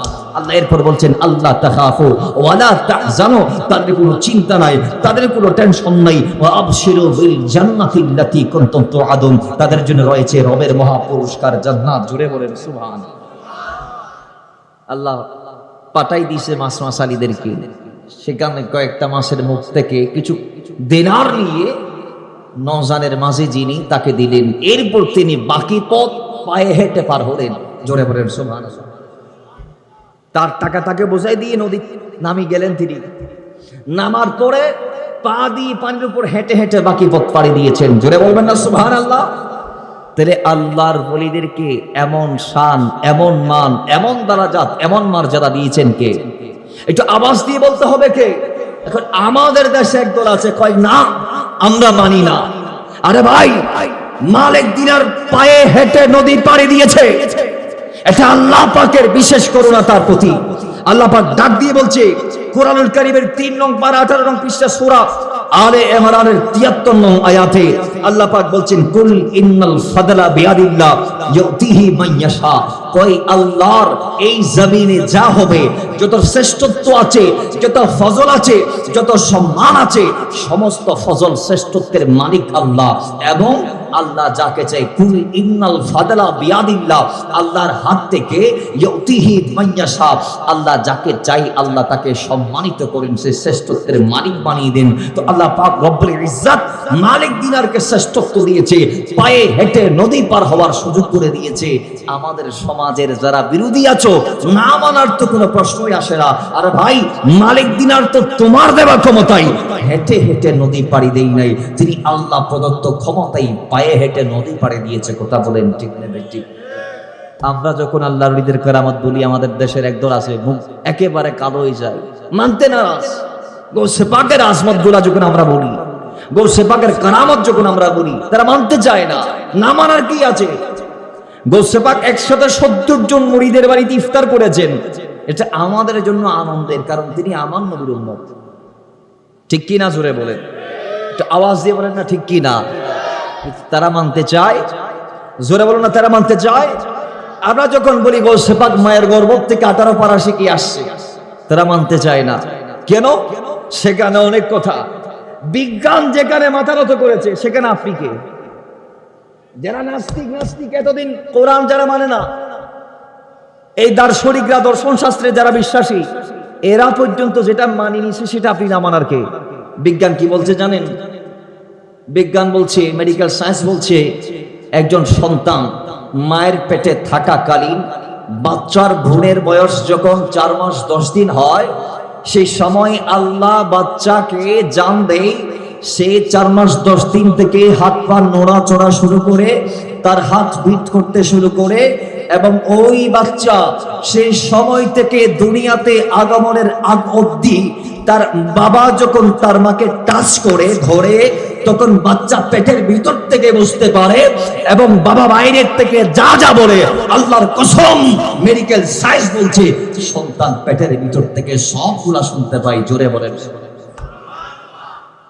ইভেন কি স্বামী আর স্ত্রী যখন আলটিমেট হয়, আমাদের আব্বা আর আম্মা যখন একত্রিত হয় রাতের বেলা, তারা যখন ফায়দা হাসিল করে, তখন সন্তানরা পেটের ভিতর আনন্দ উপভোগ করে। জোরে বলেন সুবহানাল্লাহ। যেখানে মেডিকেল সায়েন্স মাথা নত করে ফেলেছে, সেখানে আমার দেশের টুপিওয়ালা মানতে চায় না। তুমি কেন সম্ভব? মেডিকেল সায়েন্স জগতে আর অনর ফোয়া আর অনর স্ত্রীর ফেডার ভিতর থাকাকালীন, তার মানে বাচ্চার মার ফেডর তাহাকালীন আই বাপে কথা কইলিয়েন আর ফয় মার ফেডার ভিতর তো তাই উনিব বড় করি ফরন আরো জোরে বলেন। নবী ইসহাকের একটি ওয়াকিয়া সেখানে আমরা কাউন্ট করে দিতে পারি। আল্লাহর নবী ইসহাকের দুজন সন্তান ছিলেন। কয়জন? জোরে বলেন। দুজন একসাথে মায়ের পেটের ভিতর। ইসহাক আলাইহিস সালামের দুই সন্তান, একজন আইস আর একজন আল্লাহ যাকে নবুয়ত দান করেছেন, সুবহানাল্লাহ বলা যাবে না? তো সেই সন্তান যার নাম ছিল হযরত ইয়াকুব। নাম কি? জোরে বলেন, নাম কি? ইয়াকুব। এখন আইস ইয়াকুবকে বলছেন যে আল্লাহর কসম করে বলতেছি বড় ভাই। কে বলতেছে? মায়ের ফেডের ভিতর আইস বলতেছে। আইস মানে অবাধ্য, আর ইয়াকুব মানে পরবর্তীতে যিনি আসছে। দেখেন ইসহাক আলাইহিস সালামের দুই সন্তান মায়ের পেটের ভিতর ঝগড়া করতেছে, কয় আল্লাহর কসম বড় ভাই, আমাদের দেশে কিছু ছোট ভাই আছে তাসিরা, ও একেবারে গরম টাইপের, কিছু আসলে নাই। এই আইসও মনে করেন সেই রকম ছিল। আল্লাহর কসম বড় ভাই, তুমি যদি আমার আগে দুনিয়াতে যাও, আমি আমার মায়ের ফ্যাটকে নষ্ট করে দিব। নাউজুবিল্লাহ। ও ভাই ইসহাক আলাইহিস সালামের স্ত্রী যেতে এনুন হদ বাজিরে আর ফেডার ভিতরে ফাইন দিন কি হদ দে সুবহানাল্লাহ বাড়ি হবেন দেরি আর একখানা বড় করে হল না হদা আর ফেডার ভিতরে আর ফাইন দিন কি হর হদ ঠিক আছে। আর একদিন হদেন দিল নিলে আর স্বামীরে কই দিও বড় করে ফরন।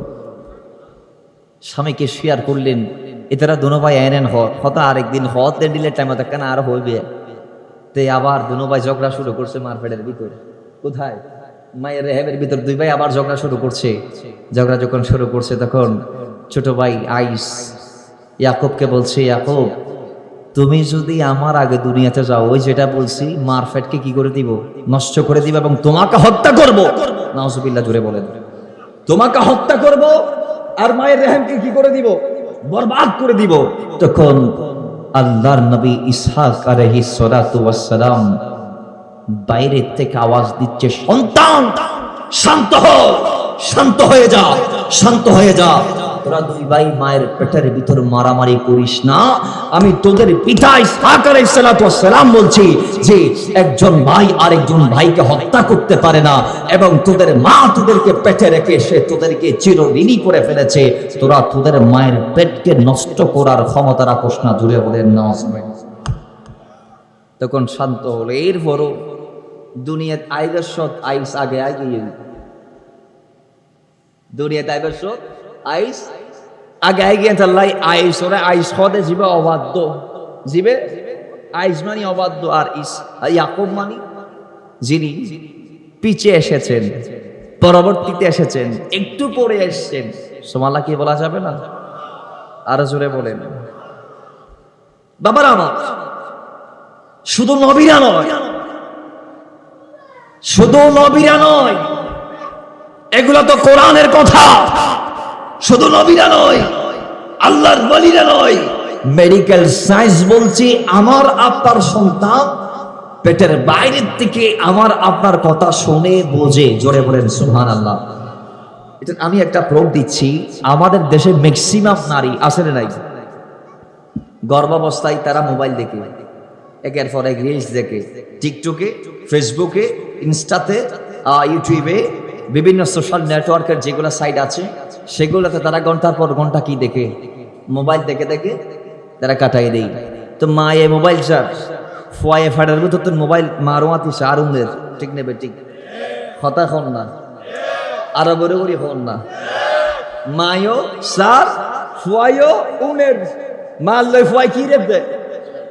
সেই ছেলে দুনিয়াতে আসলো, সে যখন এবার কান্নাকাটি করে তখন আস্তে করে মোবাইলটা সার দিলি তো অটোমেটিক শান্তি হয়ে যায়। এটা হদ দিবে তা মার ফাটার ভিতর নিলে দিবে না, ঠিক কি না? জোরে বলেন। তাহলে বোঝা গিয়েছে মেডিকেল সায়েন্স যেটা বলছে যে মা গর্ভাবস্থায় যা করে, বাবা যা বলে, সন্তান ভিতর থেকে সব শুনে।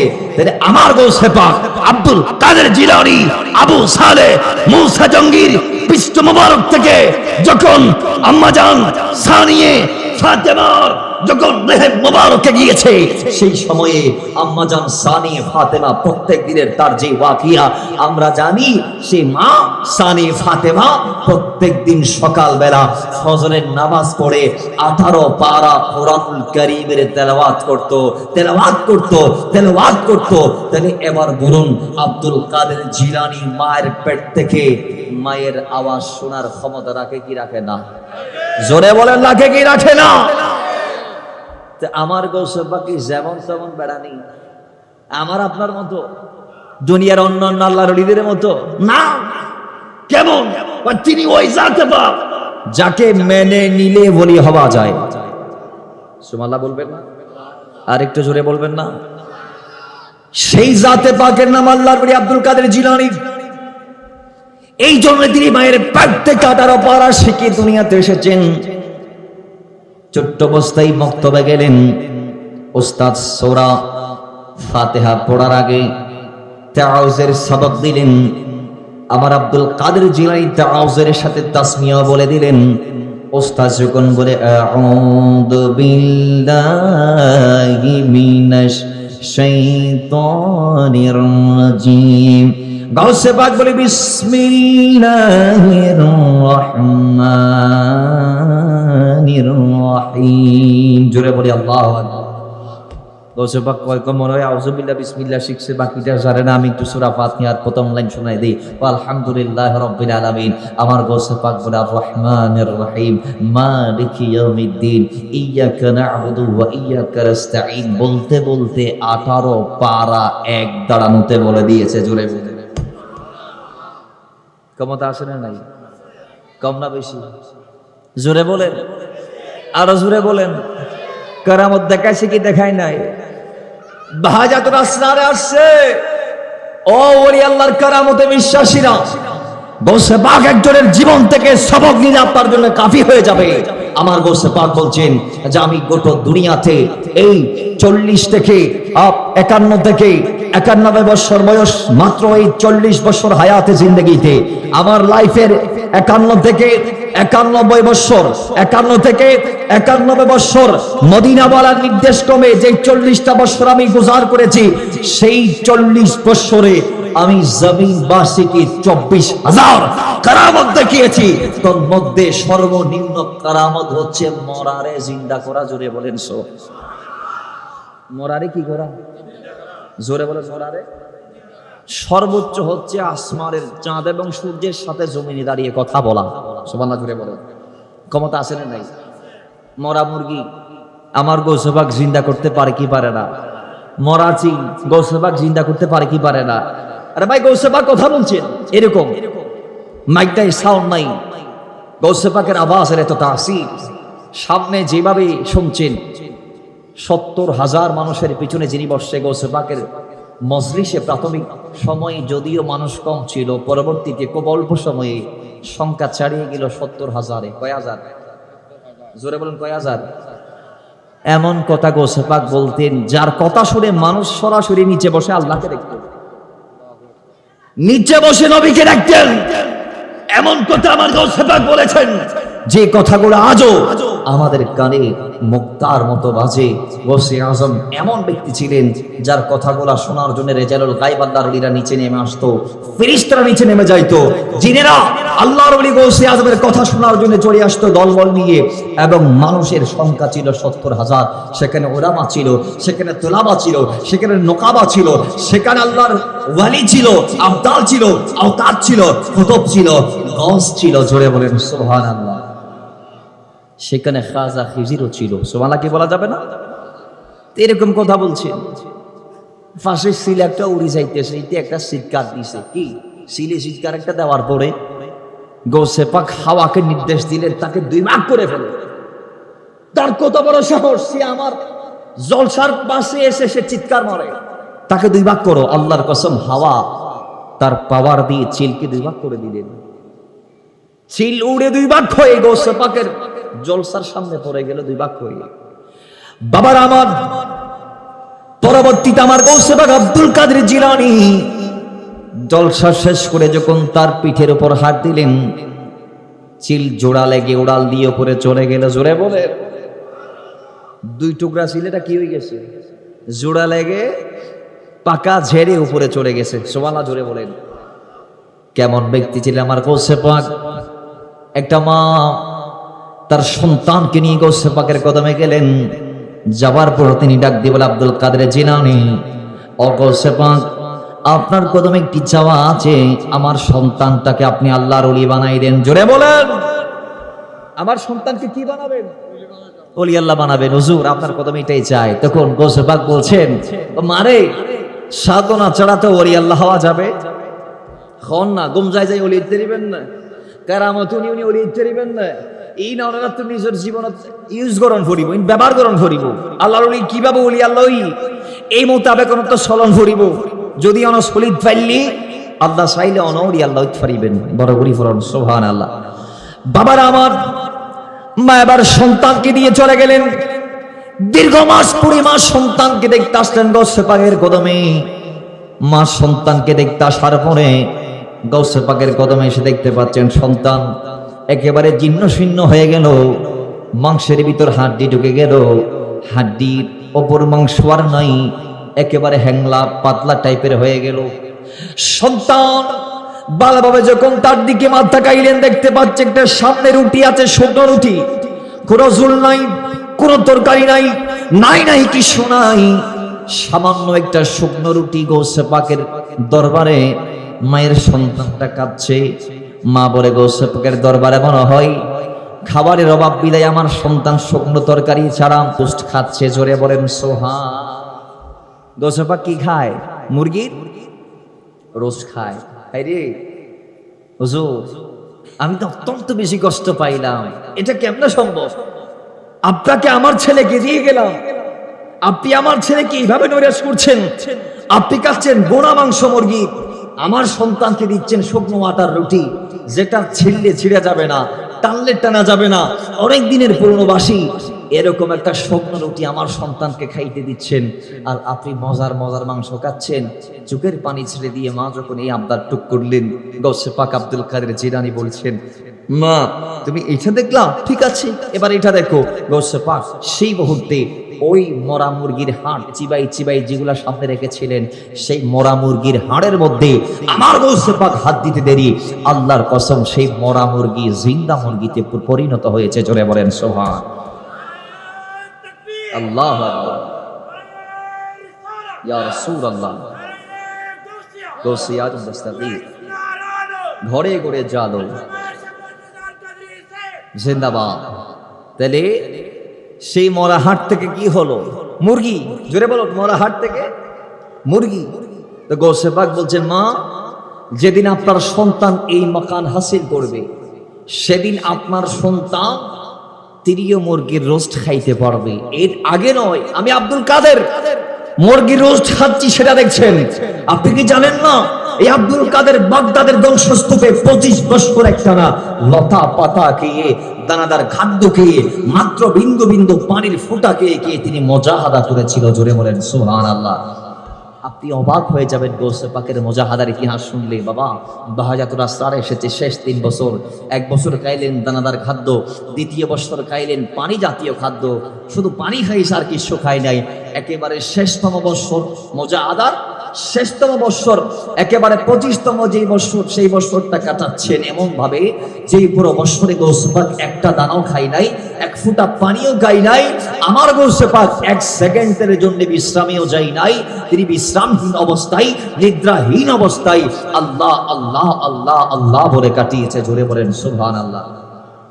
এজন্য আমার গৌসে পাকের জীবন থেকে আমাদের সবক নিতে হবে। জীবনটাকে যেমন তেমন ভাবে কাটানো যাবে না। জীবন সংক্ষিপ্ত দুনিয়ার দুদিনের সফর আপনি যদি মোবারকময় করতে চান, আল্লাহর ওলিদের দেয়া পথ আর মতকে অনুসরণ করে কাটাইতে হবে। আল্লাহ আমাদেরকে কাটার তৌফিক দান করুন। আমি পড়েন তো মুহাব্বতে দরুদ পড়ি, আল্লাহুম্মা সাল্লি মাওলানা মুহাম্মাদ ওয়া আলা আলি সাইয়্যিদিনা আরে তোমাকে ডাকি যদি একবার আল্লাহ, আমাকে কাছে টানো বারে বারে। তোমাকে ডাকি যদি একবার আল্লাহ, আমাকে কাছে টানো বারে বার। যদি পথ ভুলে যাই আমাকে দিও ঠাই, যদি পথ ভুলে যাই আমাকে দিও ঠাই। দিও দিশে এইটুকু আবেদন আল্লাহ, আমাকে কাছে টানো বারে বার। তোমাকে ডাকি যদি একবার আল্লাহ, আমাকে কাছে টানো বারে বার। দুনিয়ার বুকে আমি এক মুসাফির, বনে যাই প্রতিদিন গুনাহের জাল।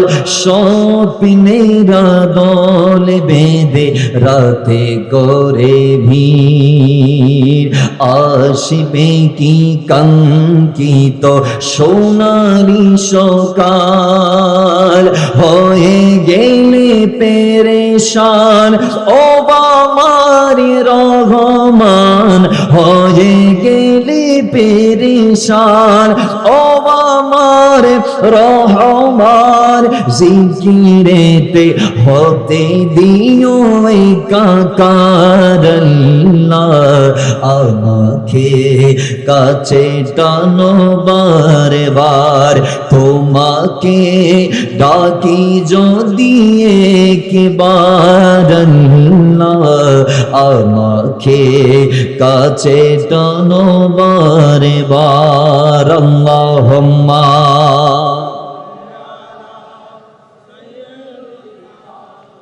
মাওলানা মুহাম্মদ ওয়া আলা আলি সাইয়্যিদিনা। বাবার আমার আল্লামা মুফতি আহমদ ইয়ার খাদাইমি আবার গোসে পাকের আরেকটা চমৎকার কারামত তিনি তার তাফসীরে নাঈমির মধ্যে কোট করছেন। সূরা আনাম শরীফের ৯৯ নং আয়াতের তাফসীর করতে গিয়ে তিনি গৌসে পাকের একটি কারামত কাউন্ট করেছেন, নোট করেছেন, নকল করেছেন। কয় আমার গৌসে পাক আব্দুল কাদের জিলানী ওই জাতে পাক, যে জাতে পাক চাইলে মরা মানুষকেও জিন্দা বানাইতে পারে। সুবহানাল্লাহ বলা যাবে না? কিভাবে? গৌসে পাক একদিন তার মুরিদদেরকে নিয়ে নদীর পাড় দিয়ে যাচ্ছিলেন। যাইতে যাইতে যাইতে যাইতে হঠাৎ করে তিনি নদীর পাড় থেকে একটা মহিলার কান্নার আওয়াজ শুনলেন। শোনার পর মুরিদদেরকে প্রশ্ন করলেন, এটা নারীর কান্নার শব্দ আমি শুনছি, আপনারা কি শুনছেন? তখন উত্তর আসলো, হ্যাঁ হুজুর, ওই নারী কান্না করছে আজকে একদিন নয়, দুদিন নয়, 3 দিন নয়, একটানা 12 বছর ধরে সেই নারী নদীর পাড়ে বসে বসে তার ছেলের জন্য কাঁদছে। কেন কাঁদছে? তার সন্তান শাহাদুল্লাহ নামে একজন সন্তান ছিল, সেই শাহাদুল্লাহ তাকে ছেড়ে বিদায় নিয়েছে বিদায়, নদীতে নজান ডুবে মারা গিয়েছে বিদায় সে কান্না করছে। গৌসে আজম বলে তাহলে সেই 12 বছর ধরে কান্না করছে, তোমরা তার কান্না থামাইতে পারলা না কেন? চলো আমরা একটু গিয়ে তাকে বোঝাই সোজাই বাড়িতে পাঠাই দিব। গৌসে পাক গেলেন বোঝাতে। মায়ের কান্না দেখে গৌসে পাক আল্লাহর দরবারে হাত উঠাইতে বাধ্য হয়েছে। জোরে বলেন সুবহান। আচ্ছা, দুনিয়াতে কি এমন কোন মা আছে যে মা সন্তানের জন্য 12 বছর কান্না করছে? এদিকে কোনো মা আছে না? নিজের বউ বা 3-4 মাসের মাথা আর বিয়ে করে ফেলা, ঠিক কিনা? মা তোর না মায়ে হইল পারে, বাকি 3 ফুয়া 4 ফুয়া 1 ফুয়া নতাই লইবে, জীবনী বেগ খারাপ। বৎসরিক ফাতিয়া করতে মনে হলে গড়ের মনে নতাইলি হইল পারে, ঠিক নেবে? ঠিক। কিন্তু গৌসে পাক দেখতে পাচ্ছেন এটা কেমন মা যে 12 বছর ধরে সন্তানের জন্য নদীর পাড়ে বসে বসে কাঁদছে। সুবহানাল্লাহ বলেন, আরো জোরে বলেন। বাবার আমার গৌসে পাক বলে, মাইটা আল্লাহর হুকুম, চলে যান। দুনিয়ার জমিনে প্রত্যেক সন্তান নির্ধারিত হায়াত নিয়ে আসে, হায়াত শেষ করে যে সে চলে যায়। লিকুল্লি উম্মাতিন আজরুন ফাইদা জা আজালহুম লা ইস্তাখিরুনা সাআতাও ওয়া লা ইস্তাকদিমুন। মৃত্যুকে মানতে হবে, কেউ ছাড়তে পারবে না, মৃত্যুর দৌড়ানি থেকে বাঁচতে পারবে না। আল্লাহ পাক অপর আয়াতে বলেছেন কুল্লু নাফসিন যায়কাতুল মাউত, আরেক জায়গায় বলেছেন কুল ইন্নাল মাউতাল্লাযী তাফিরুনা মিনহু ফাইন্নাহু মুলাকীকুম, আরেক জায়গায় বলেছে আইনামা তাকুনু ইউদরিকুমুল মাউতু ওয়ালাউ কুনতুম ফি বুরুজিন মুশাইয়াদা। এই বাবা আল্লাহ প্রত্যেকটা জায়গায় মৃত্যুর কথা আমাদেরকে জানিয়ে দিয়েছেন। আল্লাহ পাক বলতে বলতে অনেক জায়গায় বলে মৃত্যুর ঈলান আমাদেরকে দিয়েছেন। আল্লাহর নবী বলেছেন ইন্নাকা মাইয়িতুন ওয়া ইন্নাহুম মাইয়িতুন। আল্লাহর এই জমিনে যারা আসবে সবাই চলে যাবে, কিন্তু একদিন আমি নবী পর্যন্ত জমিন ছেড়ে বিদায় নিব। জোরে বলেন। সুতরাং মৃত্যুর সময় নির্ধারিত। মা আপনার সন্তান এসেছি হায়াত গুজার করে সে বিদায় নিয়েছে, এক সেকেন্ড আগেও যাই নাই, এক সেকেন্ড পরেও যাই নাই, নির্ধারিত হায়াত সে ভোগ করেছে। তার হায়াতের বাজার শেষ করে তাকে বিদায় নিতে হয়েছে। আপনি কাঁদিয়েন না, বাসায় চলে যান। মা ডাক দিয়ে বলে আব্দুল কাদের জিলানী, আরে আপনি তো আল্লাহর ওয়ালি, আমার আপনি দুঃখটা বুঝতে পারবেন।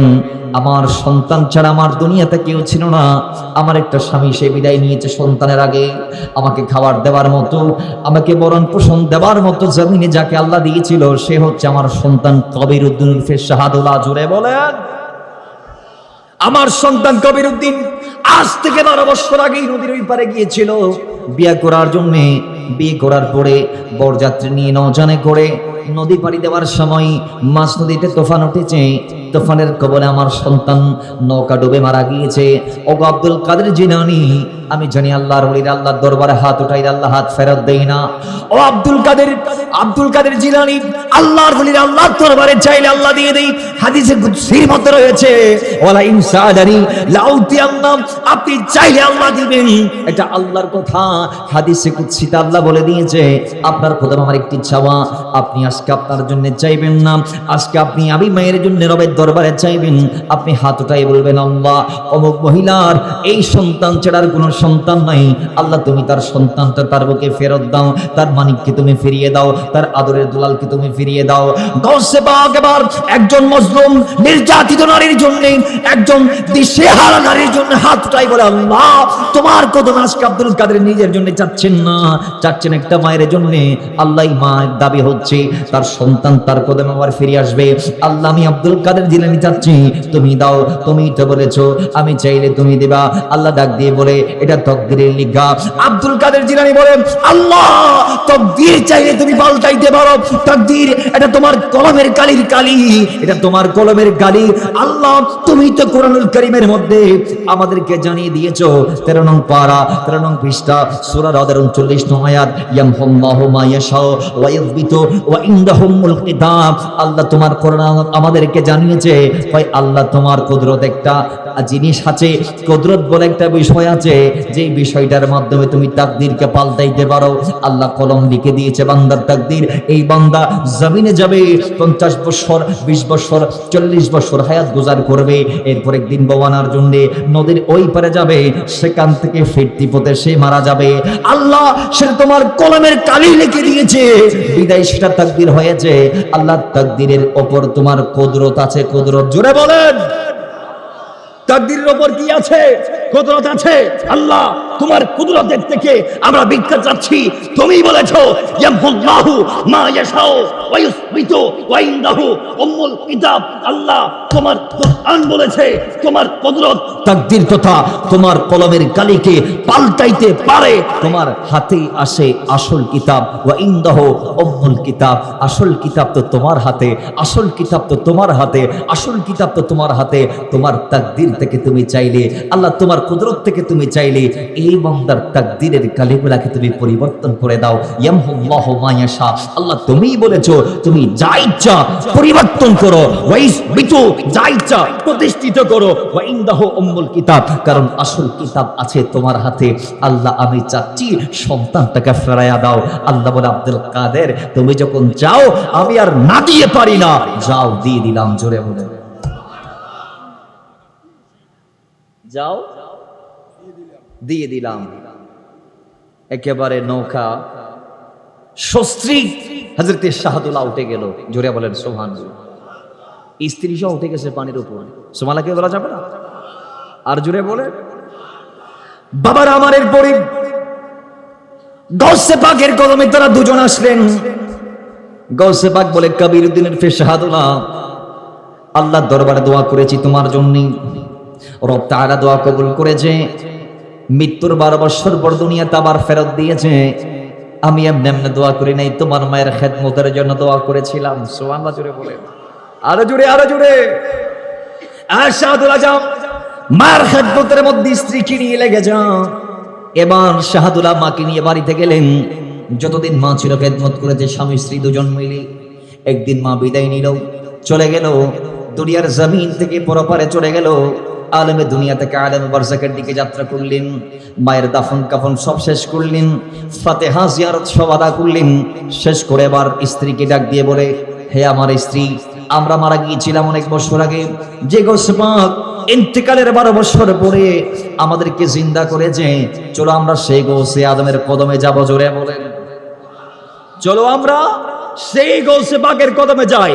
স্ত্রী সহ গেলেন।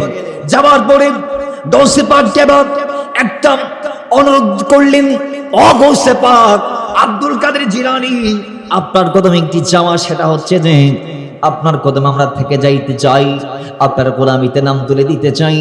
আপনি আমাদের জীবনটা যেহেতু আল্লাহর দরবার থেকে আবার এনে দিয়েছেন, দোয়া আপনার মাধ্যমে, আপনার দোয়ার মাধ্যমে যেহেতু আল্লাহ আমাদেরকে ফিরিয়ে দিয়েছে, সেহেতু এই জীবনটা আপনার কদমে কোরবান করতে চাই। আর বাজান, আপনি এনেছিলেন মার খেদমত করার জন্য, মা তো আজকে দুনিয়াতে নাই, মা ইন্তেকাল করেছে, মা পর্দা করেছে, মা বিদায় নিয়েছে দুনিয়ার থেকে। অবশ্যই বাপ, বাকি জীবন আপনার কদমে কাটাইতে চাই, আপনি যদি কবুল করেন আমরা থাকতে পারি। গৌসে পাক বলে, কবুল করলাম, থেকে যাও, তবে তোমাকে একটা দায়িত্ব দিলাম। দায়িত্ব কি? আমি শেষ রাতে উঠে যখন তাহাজ্জুদের জন্য ওযু করি, ওই সময় স্পেশাল যার জন্য তুমি আমাকে পানি ঢেলে দিবা। গৌসে পাকের গোলাম শাহাদুল্লাহ বলে, আমি রাজি আছি। এখন শেষ রাতে গৌসে পাক ইন্তেকালের বছর 561 হিজরিতে ওযু করছিলেন। সেই সময় শাহাদুল্লাহ পানি ডালে, গৌসে পাক হাত ধুয়ে, শাহাদুল্লাহ পানি ডালে, গৌসে পাক মুখ ধুয়ে, শাহাদুল্লাহ পানি ডালে, গৌসে পাক হাত ধুয়ে, শাহাদুল্লাহ পানি ডালে, গৌসে পাক মাথা মুবারক মাসে করে শাহাদুল্লাহ পানি ডালে, গৌসে পাক পা ধুয়ে, পা ধুইতে ধুইতে ডান পায়ের পর যখন বাম পা ধুচ্ছিলেন, বাম পা ধোয়া শেষ, পানি টপকিয়ে টপকিয়ে নিচে গড়িয়ে গড়িয়ে পড়ছে। শাহাদুল্লাহ কি করলেন? দুহাত গৌসে পাকের কদমের নিচে প্রসারিত করে দিলেন। গৌসে পাকের কদম দোয়া কয়েক ফোঁটা পানি তিনি হাতের মধ্যে নিলেন। নেওয়ার পরে বিসমিল্লাহ বলে সেই পানি যখন পান করে ফেলেছে, গৌসে পাক বলে, শাহাদুল্লাহ আজকে তুমি এটা কি এমন কাজ করলা যে আমি গৌসে পাক তোমার উপর সন্তুষ্ট হয়ে গেলাম। তুমি আমাকে এত ভালোবাসো বাবা, আমার কদম দোয়া পানি তুমি গাইলা, আমি তোমাকে আজকে আরেকটা দোয়া দিয়ে ধন্য করে দেব। জোরে বলেন সুবহানাল্লাহ। তুমি আমার কদম দোয়া পানি খাইলা, আজকে তোমার জন্য আবার দোয়া হবে। গৌসে পাক হাত তুললেন, এবার দোয়া করতে লাগলেন, আল্লাহ তুমি আমার শাহাদুল্লাহর হায়াতে বরকত দাও, বরকত দাও, বরকত দাও। হযরত মুফতি আহমদিয়ার খান আইনি বলছেন, গৌসে পাকের দোয়ায় এমন পাওয়ার ছিল যে আমার নবীর উম্মতের ভিতরে সবচেয়ে হায়াত যিনি বেশি পেয়েছে সে হচ্ছে এই ব্যক্তি, যার নাম কবিরউদ্দিন ওরফে শাহাদুল্লাহ। কেমন ভাবে আল্লাহ বরকত দিয়েছে তার হায়াতে জানেন? সে আমার গৌসে আজমের কদম ধোয়া পানি খেয়েছে 7 ফোঁটা, সেই প্রত্যেকটা ফোঁটার 5 ফোঁটা, সেই প্রত্যেকটা ফোঁটার বিনিময়ে আল্লাহ তাকে 100 বছর করে হায়াত বাড়িয়ে দিয়েছে। 5 ফোঁটার বিনিময়ে 500 বছর। জুড়ে বলেন, 5 ফোঁটার বিনিময়ে। তো গৌসে পাক 561 হিজরিতে ইন্তেকাল করলেন। শাহাদুল্লাহর বয়স আসে 500। এবার তিনি কি করেছেন? তিনি তাবলীগ শুরু করেছেন। তাবলীগ শুরু করেছেন, যেই তাবলীগ আল্লাহর নবী করেছে, যেই তাবলীগ সিদ্দিক আকবর করেছে, যেই তাবলীগ মাওলানা ওমর করেছে, যেই তাবলীগ মাওলানা ওসমান করেছে, যেই তাবলীগ হায়দারে কাররার করেছে, যেই তাবলীগ আল্লাহর নবীর প্রত্যেকটা সাহাবী করেছে, যেই তাবলীগ তাবিরা করেছে, যেই তাবলীগ তাবিরা করেছে, যেই তাবলীগ সালাফগণ করেছে, যেই তাবলীগ খারাপগণ করেছে, যেই তাবলীগ মুতাকাদ্দিমিনরা করেছে, যেই তাবলীগ মুতাআখিরিনরা করেছে, যেই তাবলীগ বর্তমানে আল্লাহর ওয়ালিরা করছে। তবে হ্যাঁ, আমার দেশের সেই তথাকথিত তাবলীগ ওয়ালাদের তাবলীগ নয়। কথা বলেন ঠিক নেবেন? এটা ইলিয়াস মেমাতের দেয়া তাবলীগ নয়, এটা মওদুদের দেয়া তাবলীগ নয়, এটা মদিনা ওয়ালার দেয়া তাবলীগ। কথা ঠিক কিনা জোরে বলেন, জোরে বলুন ঠিক কিনা। তাহলে আবার আসেন, তিনি তাবলীগ শুরু করলেন। গৌসে পাকের সেই বাগদাদ থেকে তাবলীগ করতে করতে করতে করতে 1061 561 থেকে 1061 হিজরিতে তিনি পাঞ্জাবের গুজরাটে এসে ইন্তেকাল করলেন। আল্লাহর কসম, আজ অব্দি তিনি সেই গুজরাটে শুয়ে আছে, তার শাহী মাজার এখনো দাঁড়িয়ে আছে। বাবার আমার মুফতি আহমদিয়ার খান বলছেন, আমি তার মাজারাতে পাক জিয়ারত করেছি। জোরে বলেন সুবহানাল্লাহ। তাহলে আল্লাহর ওলিদের কারামত সত্য না মিথ্যা? ক্ষমতা আসে না নাই? তাদের হাতকে আল্লাহ প্রাধান্য দেয় কি দেয় না? আচ্ছা, হযরত কেবলার দরবারত যায়রে কেউ ফিরিয়ে সিধে নিলে হঠাৎ নজির আসে না? মালিক সাহেবের কদমত যাই কেউ ফিরিয়ে সিধে নজির আসে না? একজন বিপদত পড়ে গিয়ে সাগরের মাসুদ্দি, তাও বাংলাদেশি না বিদেশি, এই দেখ তো তাই নিয়ত করে তো খুদা এর দজ্জার মাসুদ্দি আয় তো কি ওর নসিরি এর আশপাশে খন আল্লাহর তালিবের উসিলে এখানে আর বাসো না বড় বুড়ি ফরন। এখন তিনি ডাক দিয়েছে সাগরের ভেতর থেকে, মাছদরিয়ার থেকে, শিপের ভেতর থেকে সেই ডাক। ফাকুনতু সামাহু আল্লাযী ইয়াসমাউ বিহি, আল্লাহর কুদরতি কান্দি মালিক শাবাজি শুনে ফেলেছে। জোরে বলেন সুবহানাল্লাহ। ওয়া বাসারাহু আল্লাযী ইউবসিরু বিহি, আল্লাহর কুদরতি চোখ দিয়ে মালিক শাবাজি দেখে ফেলেছে। এবার উদ্ধার করছে। ওয়াদাহু আল্লাতী ইয়াবতিশু বিহা, তিনি এবার খাদেম কালুকে ডাক দিলেন, এই খাল্লা রশি নিলেন, রশি লাগা। ফুল গাছের মধ্যে রশি লাগাইলেন, টানতে টানতে কর টান, টানতেছে টানতেছে, এদিকে রশি দিয়ে ফুল গাছ টানতেছে মালিক শাবাজি, ওদিকে সাগরের মাঝখান থেকে পানির ভিতর থেকে জাহাজ উপরে উঠে যাচ্ছে। জোরে বলেন সুবহান।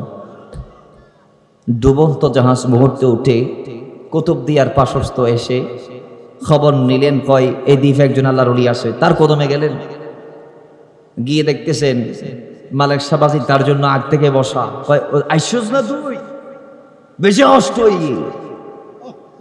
তুই গেলি গো খাল্লা হত আই এতক্ষণ কিছু না বুঝি আয় এত মনে করি কিরে আর বাসি আতিকে দিনে দুই যে আর এটা রশি লাগাই রে ফুল গাছ টাইমতে করি কি সমস্যা হয়তো আসলটা হচ্ছে এত বাদান উদ্ঘাটন করি ফেললাম দে বিদেশি নাগরিক আয় হত আয় আই মুসিবত যেতে ফরি গিয়ে বঙ্গোপসাগরের পুতুক দিয়া পশ্চিমে তাই তো ডাক দিয়ে দি পাশে হন আল্লাহর উলি চাইলি আল্লাহ এবার উসিলে আর রক্ষা করক এবং আল্লাহর উলি বা আল্লাহ প্রদত্ত ক্ষমতায় আর বসক। হঠাৎ করে ডুবন্ত জাহাজ আল্লাহর রহমতে ওপর উঠে গেছে, উত্তপ্ত দরিয়া আল্লাহ শান্ত করে দিয়েছে। জোরে বলেন সুবহান। আল্লাহর উলিদের ক্ষমতা আছে না নেই? জোরে বলেন, আরো জোরে বলেন। দুনিয়াতে এমন কোন ব্যক্তি নাই যিনি সৎ উদ্দেশ্য নিয়ে আল্লাহর উলির কদমে গিয়েছে, চেয়েছে আল্লাহর উলি, আল্লাহ দেই নাই এমন কোন নজির দুনিয়াতে কেউ দেখাইতে পারবে? জোরে বলেন, কোন বান্দা দেখাইতে পারবে? তবে হ্যাঁ, আল্লাহর ওলিরা গোটা জিন্দেগিতে আমাদেরকে একটা সবক দিয়েছেন। প্রত্যেকটা ওলির জীবন থেকে যে সবকটা পাবেন সেটা হচ্ছে আদবের সবক। কিসের সবক? আদব। বেলায়েতের পূর্ব শর্ত আদব দার বা আদববান হওয়া। বেয়াদবের কাছে বেলায়েত যায় না, মাথায় রাখবেন। যারা বেয়াদব তারা দুনিয়া আখিরাত উভয় জাহানে আল্লাহর রহমত থেকে বঞ্চিত। কারণ বেয়াদবি শয়তানের পক্ষ থেকে, আর আদব যে আল্লাহ ফেরেশতা নবীকুল এবং যারা আল্লাহ ওয়ালা তাদের পক্ষ থেকে। দুনিয়ার জমিনে দেখবেন আপনি যত নেককার বান্দা আছে প্রত্যেকের কাছে ভরি ভরি আদব আছে। এই আদব যার কাছে আছে তিনি রিকশাওয়ালা হলেও তার দাম আল্লাহর আদালতে আছে। যদি দুনিয়ার মানুষ তাকে সম্মান দিতে পারে না, এখন তো আমরা সম্মান করি টুপির উপর দেখে, টুপির সাইজ দেখে, জুব্বার সাইজ দেখে। এখন আমরা সম্মান করি টাকার ক্ষমতা, বাহাদুরি ক্ষমতা এগুলা দেখে, কিন্তু না। আল্লাহ বলে ইন্না আকরামাকুম ইনদাল্লাহি আতকাকুম। আমার কাছে টুপিওয়ালা, পয়সাওয়ালা, টাকাওয়ালা এগুলার দাম নাই। কার দাম আছে জানেন? তাকওয়াওয়ালার দাম। তাকওয়াওয়ালা, তাকওয়াওয়ালাকে যার অন্তরে আমার ভয় আছে, আমার হাবিবের মহব্বত আছে, তিনি মুত্তাকি, তিনি তাকওয়াওয়ালা। ওই তাকওয়াবানের দাম আমি আল্লাহর আদালতে আছে। জোরে বলেন সুবহানাল্লাহ। সেই আদব বেলায়েতের পূর্ব শর্ত। একটা ওয়াকিয়া বলে দেই, আদবের কারণে গৌসে পাকার গরিব নামাজ কোন পর্যায়ে গেলেন, সেখানে আল্লাহর কারামতও আছে, আদবের ওয়াকিয়াও আছে। আমাকে যেহেতু কারামত আউলিয়ার কথা বলতে বলা হয়েছে, পুরো বিষয়টা কারামত আউলিয়ার উপর আমার, আমি এরপরে ডান বাম গিয়ে আপনাদেরকে বোঝাচ্ছি। আল্লাহ বোঝার তৌফিক দান করুন, আমিন পড়েন। বাবার আমার গৌসে পাক মাদ্রাসায়ে নিজামিয়াতে যখন পড়ালেখা করতে গেলেন, হযরত আবু আব্দুল্লাহ ওয়াকিয়াটা তিনি বর্ণনা করছেন। গৌসে পাকের সহপাঠী, গৌসে পাক ছোট বাচ্চা, 18 বছর বয়সে গেলেন মাদ্রাসায় নিজামে পড়ালেখা করতে। গৌসে পাক যখন গেলেন, আবু আব্দুল্লাহ বলে, আমরা প্রত্যেক সপ্তাহে একবারে আমি আব্দুল কাদের জিলানী এবং ইবনে সাকা আমরা কয়েকজন মিলে বিভিন্ন আল্লাহর ওলিদের দরবারে যাইতাম। যাওয়ার পরে আমরা আল্লাহর ওলিদের জিয়ারত করে নিজেকে ধন্য করতাম। জুড়ে বলেন সুবহান। মানে গৌসে পাক ছোট্ট অবস্থায় যখন মাদ্রাসায় নিজামিয়াতে পড়ালেখা করছিলেন, সেই সময়ে গৌসে পাক, ইবনে সাখা এবং আবু আব্দুল্লাহ সহ অসংখ্য সহপাঠীরা বাগদাদের বড় বড় আল্লাহর ওলিদের দরবারে গিয়ে গিয়ে তারা জিয়ারত করতেন। জোরে বলেন সুবহানাল্লাহ। আর একটু জোরে বলা যাবে না সুবহানাল্লাহ? এখন একদিন তারা সিদ্ধান্ত নিলেন, বাগদাদের সেই সময়ের গাউস, বাগদাদের সেই সময়ের গাউস যিনি আছে তার দরবারে যাবেন, তাকে তারা দেখবেন। এখন তিনজনের যাওয়ার উদ্দেশ্য কিন্তু ভিন্ন। গৌসে পাক যাচ্ছেন একটি উদ্দেশ্যকে কেন্দ্র করে, কয় আমি আব্দুল কাদের যাচ্ছি, আমি তার জিয়ারত করে নিজেকে ধন্য করব। জোরে বলেন সুবহানাল্লাহ। আর ইবনে সাখার উদ্দেশ্য ভিন্ন, আবু আব্দুল্লাহর উদ্দেশ্য অন্যরকম। কিরকম? ইবনে সাখা যদিও ছাত্র, কিন্তু সে ছিল একেবারে মাহের একজন ব্যক্তি। ছাত্র অবস্থায় বড় বড় আলেমদের সাথে তিনি সম্মুখ মোনাজারা করতেন, বাহাস করতেন, কোরআন হাদিসের বিভিন্ন বিষয়ে কথা বলতেন, বাকবিতণ্ডা করতেন। তিনি মনে মনে নিয়ত করলেন এবং তার বন্ধুদেরকে ওপেন বলে দিলেন যে আজকে বাগদাদের গাউসকে আমি এমন প্রশ্ন করব যে তিনি উত্তর দিতে পারবেন না। নাউজুবিল্লাহ। কি প্রশ্ন করবে এখনো বলে নাই। বলেন কি প্রশ্ন করবে এখনো বলে নাই, কিন্তু তিনি বলতেছে এন প্রশ্ন পর্যন্ত আজীব উত্তর দিতে চাইতো না।